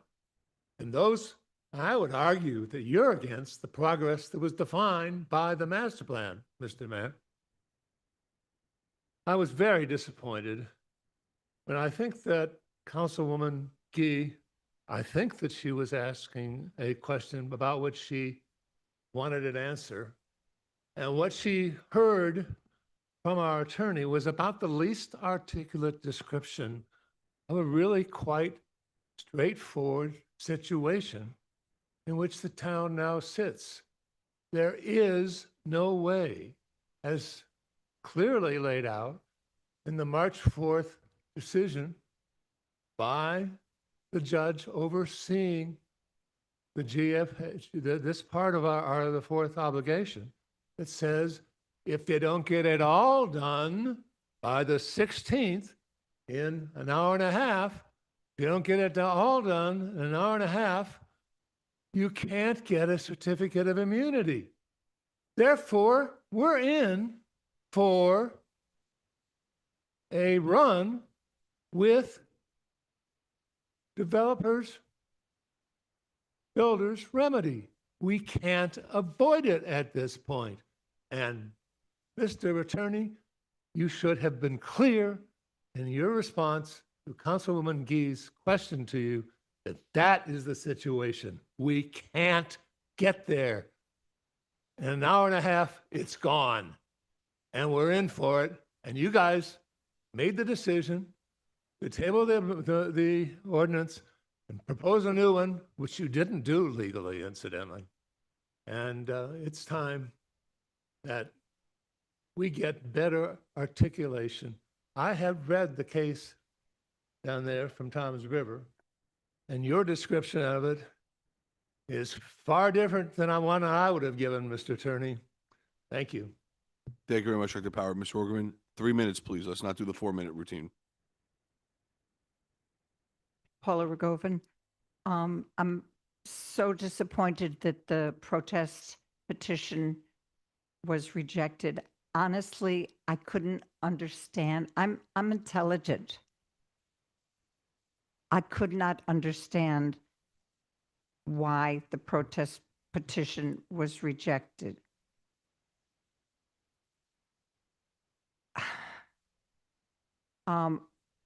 Just a little bit about the Crossroads plan. There's some of it that's such Okay, I'll be polite. So bad.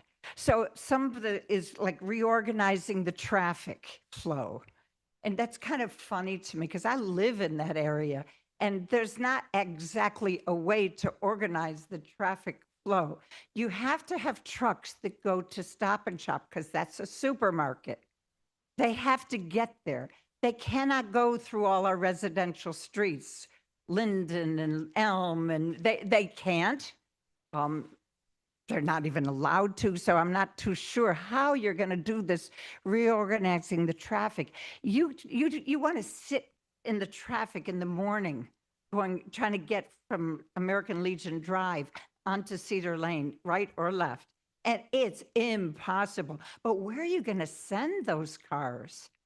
They're not going to go down north to River Road or I don't know where you're going to send them. There is not a real way to organize that. So that part of the project is going to collapse. It's going to collapse. You've got the nursery schools over there. You've got the 2 elementary schools there. That's real traffic that is not going to go away. And adding hundreds more cars is just, there's just no way. So that whole thing is a bust. That's not going to work. Climate change is real. We almost had a tornado today. My grandkids didn't have school today in Virginia because of the tornadoes, right? Climate change is happening at a faster pace. And the flooding that you plan to put into the drain, the fancy word, the swale, that's going to flood the tracks. Especially if you look at Pagoda, where the tracks and the swale are almost even, it's going to be a disaster. The flooding down by Elm and River Road is already a disaster, and adding more, we're going to get sued. So we have another lawsuit on our hands from, we'll have a lawsuit from Pagoda and perhaps other towns. I'm concerned about the fact that 2 council members got a campaign contribution from somebody at a high level of Crossroads. And I'm concerned that the study to turn our area into an AINR was Thank you, done by Paula. Crossroads, Avi? the developer. Anybody else afterwards? Alan? Avi Berliner, Teaneck resident. Thank you. Not on the dais, to my 8 fellow residents who are actually still here. There's usually about 65, 67 seats. And I meant what I said before and what I've said in the past, right? We are all one team on team Teaneck here. We all want what is best. We may not always agree on what is best or how to get there, but ultimately we all want the same thing. And thank you for staying here for good and welfare, which is really not supposed to be an open mic night to air our grievances. It is not the Festivus season anymore, but should really be about speaking about the good and welfare of the community and hearing about what our fellow residents, neighbors, friends, and those not yet friends have to say and share. And in that spirit, I will add a number of things. First of all, congratulations to the Teaneck High School boys and girls varsity basketball teams. I don't know the last time this happened, but 2 weeks ago on Saturday, we hosted back-to-back sectional championships. Unfortunately, they were not victorious, but they were splendid seasons, both ranked very highly in the state. And this past Sunday, congratulations to the FDU women's varsity basketball team who actually won the championship, the NEC championship, finished back-to-back undefeated NEC seasons, and are now going to the NCAA tournament. That's for their respective tournaments. So thank you very much and have a good evening. Mr. Blue, Mr. Stone, please. Anybody else afterwards?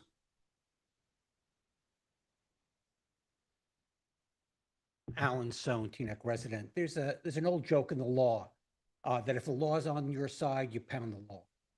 And if the facts are on your side, you pound the facts. And if neither is on your side, you pound the table. The tell here on this township council that neither the law nor the facts are on your side is when you start attacking people against progress. When you start attacking people who are opposed to plans that were made in the past. I wish that those who had supported those proposals that passed this evening had expressed their justifications for why these plans were good for teams, why they were positive, addressed not just some of the flooding concerns that the township attorney had represented, but also addressed the quality of life concerns, the traffic. And I wish I had heard that, and I did. And I think it really is a sore point to really be trying to attack people who I think are out here, as Mr. Berliner said, in good faith for the betterment of this town. And I think we can do better with that. I was a little bit disappointed to see some of the budget and some of the discussion about the budget. And I think the discussion this evening about sewer taxes is really, I've been asking about sewer taxes for years. I've been attending budget hearings and asking the CFO for years. I've been sending Oprahs for years. Where is this money? I am horrified to learn that there is $600,000 to $800,000 per year for 2022, 23, and 24 that has been paid out of the pockets of taxpayers because bills could not be sent. Whatever issues existed, these have been festering for 3 years to not have bills sent out. In December, we were told that we shouldn't send out the bills because it's going to be hard for business people to be paying bills over the holiday. It's St. Patrick's Day tomorrow. What holiday is going to come up that we shouldn't be sending out the bill? Why have taxpayers been footing? We're balancing this budget down to just under 10% by canceling $2.3 million, again, in one-time cancellations and $1 million in cancellations of expenditures that can't be used again. We are running out, we're borrowing money. It was really disappointing to see $511,800 in increased debt expenditure categorized as something that was out of the Township Council's control. Debt is 100% in this Township Council's control. And the rising amount, the $6 million that's going to be covering debt and debt service, is a real burden on taxpayers. We can do better. Let's really participate with our residents. Much. Anybody else? Sure. Just a few seconds, quick on the film thing that started the evening. Sounds wonderful. The hotels and the businesses that sell the food, the larger businesses in town will do great. My concern is that the smaller businesses that will be impacted by the disruption will be hurt. So I don't know to what extent you guys have the ability to try to ameliorate that for those small businesses. Just a thought in your heads. My primary reason for objecting, because I apologize for the intensity of my remarks, is the concern for the future safety of the people who live in that vicinity and the general area. When, if God forbid, even 10 years from now, if the remediation is not handled properly and those railroad ties do get undermined and not properly maintained and tested on a regular basis, it increases the probability of a derailment. You can see from the shirt that I'm wearing, that I've been active on these kinds of issues for decades, along with Paula and Mr. Powers, Chuck. It's a real thing. The laws of New Jersey cannot stop the laws of nature, physics, chemistry, biology. That's all real. Global warming is real. There's going to be more water in our air and on our land in the future. I'm gonna just one last thing. I don't have how much time I've got left. One last thing is that this is not a done deal as I understand it. Maybe I'm wrong, but you guys still have power to use your ability to try to force the developers to do everything that they need to do to improve the safety, make the ditch where the water goes deeper. How much time left, sir? Oh, sir. Okay. Okay. Well, so, and also you could question your insurance company, because if they determine that this project increases the possibility of a disaster happening, when they figure that out, and they probably will, the insurance company's not dumb, they're going to raise your rates if they're smart. And the same thing for the traffic study that failed. The stuff that Paula raised, those are real things. That's not her imagination. Those phenomena are real. The quality of life for the people in the neighborhood is going to diminish. And this will turn eventually, stop yawning, this will eventually turn into a political issue for all the ones that voted against, all the ones that voted for this. And in closing, it seems that the only real rationale for voting for this amongst at least 2 or 3 of you is that you are afraid of the repercussions of being sued. I think you might have won that suit based on the merits. Enough said. I appreciate very your much. courtesy. Have a good night. Seeing no one else in the room, we will go to Zoom. Mr. Clerk, actually, we make a motion to extend the meeting by 15 minutes. All in favor? All right. Mr. Clerk? Keith Kaplan. Hello, Keith Kaplan, Teaneck resident. Two very quick points to the issue du jour. Look, if you want to get something accomplished, you work with other people. When I was on council, I wanted to get various things accomplished. I couldn't always get people that I sat next to that, people in the crowd might have thought were ideologically aligned with me to vote for certain things. I went to other council members. You get it done. You count to 4, you pass it, you move on. The people that have been against progress, you can like or dislike the phrase, but I have never seen this group of people, as a specific group, come and say, let's work together to figure out how to make this a better building. They've been against because it's not smart development. They've been against because of various reasons. Figure out a way to count to 4. That's all you need to do. The thing I really wanted to mention, though, is when I was on council, we created the SDL system.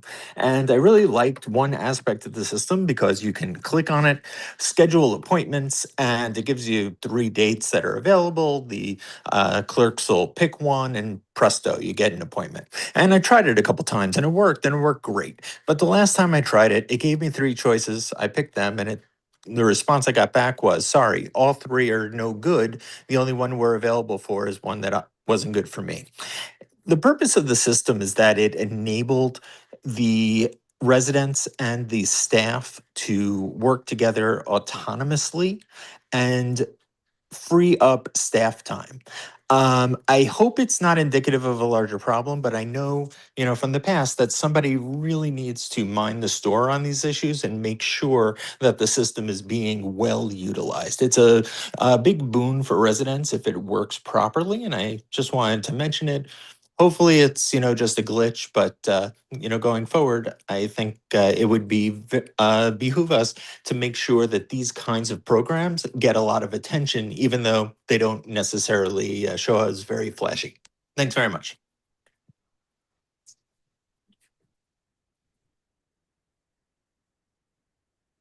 Sam Passner. Hello, and thank you again for letting me speak.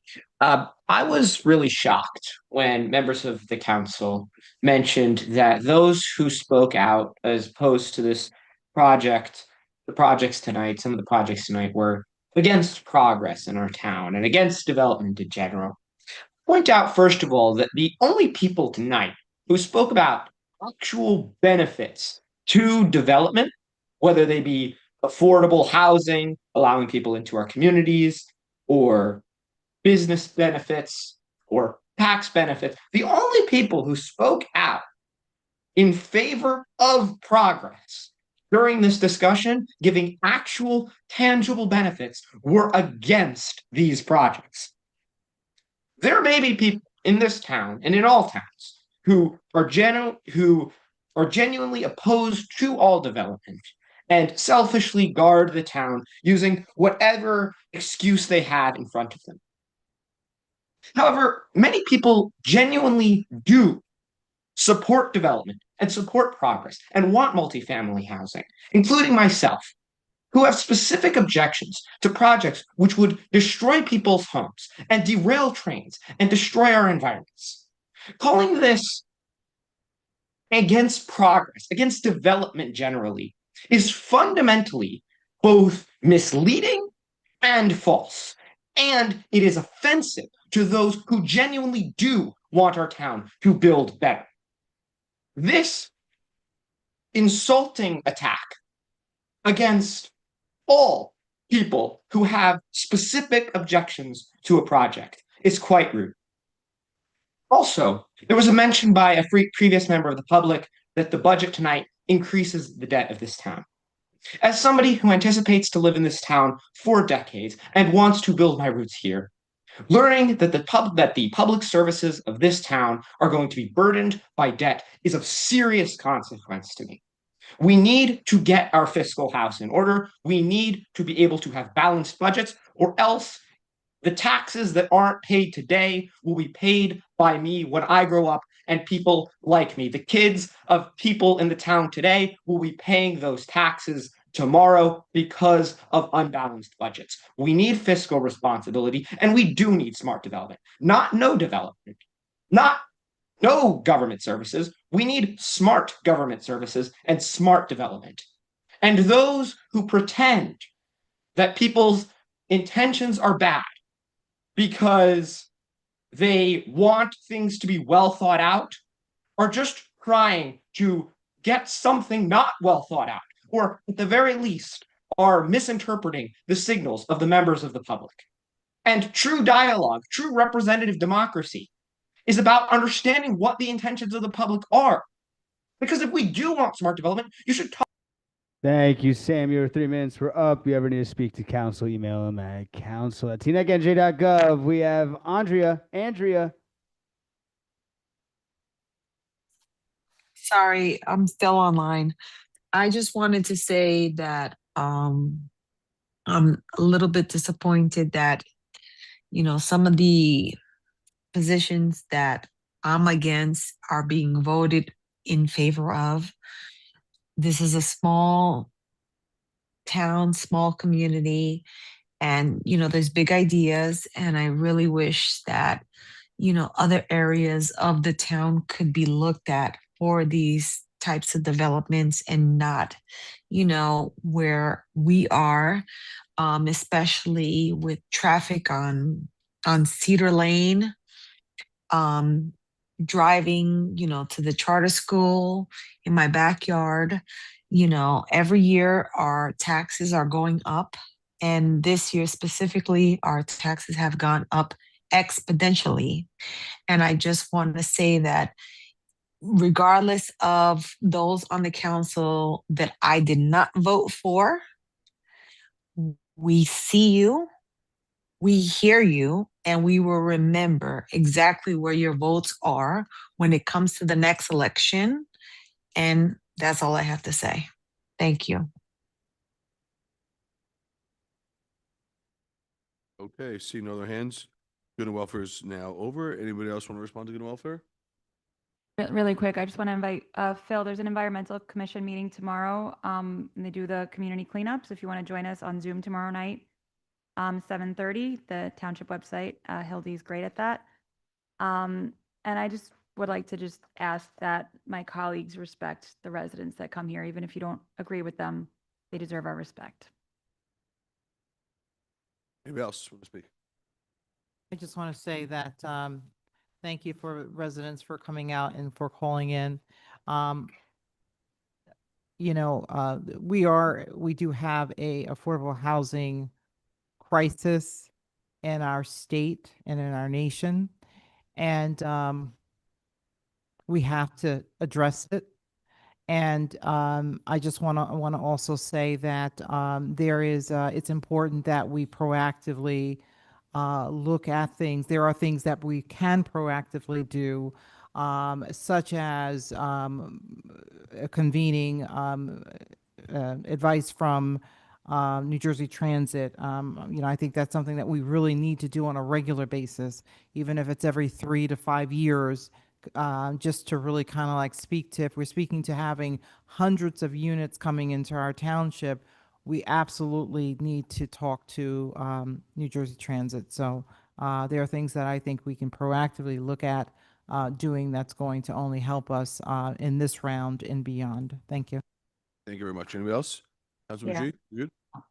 Thank you, Mr. Mayor. Yeah, I just wanted to say thank you to everyone who came out.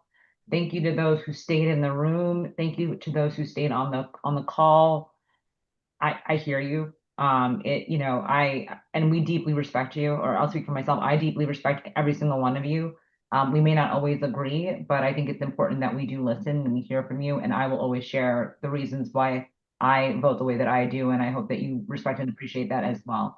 I just wanted to just reiterate that we do deeply respect you, and you know, we should be so grateful to have such engaged residents. And that's, you know, what I love about Teaneck, that everyone cares about this town. That's the one thing I think we all have in common. So thank you. Thank you very much, Councilman G. Seeing no one else, Mr. Clerk, we'll turn it over to you for the minutes, resolutions, any bill list? We're going to be pulling 155 tonight. I hope to present that to council. That's our resolution this evening. I hope to present that to council on the 26th. We hope to present that to council on the 26th. And we do have indeed 5 sets of minutes. I would love a motion on. Okay, I'll make a motion to approve the 5 sets of minutes. Second. Seconded, Pagan. Roll call, please. Councilwoman Goldberg, Yes. Councilman Pagan, Yes. Councilman G, Yes. Councilman Katz. Yes, to all the minutes I was present for. Awesome. Deputy Mayor Belcher, Yes. Deputy Mayor Oregon, Yes. Mayor Schwartz. Yes. We'll be pulling resolution 155, and we just have 2 quick ordinances to Please introduce. read them into. We have ordinance 21, revising the township code as to commercial and movie filming. And ordinance number 23, amending the township code to revise no parking restrictions on Galway Place. Motion to approve both. I make a motion to, Councilman Goldberg, Wait, I need to, no on the film, I have a problem with the noise issue, and yes on the Galloway Place. I'm sorry, it was, No on the first one, and, yeah, no one filming yes on Galloway? Yes. Right, that's right. No one film, yes on Galloway. Sorry. I don't have it in front of me. Councilman Pagan, Yes. Councilman G, Yeah. Councilman Katz, Yes. Deputy Mayor Belcher, absolutely, yes. Deputy Mayor Oregon, Yes. Mayor Schwartz. Yes. All introduced. We'll see him in April. Make a motion to adjourn.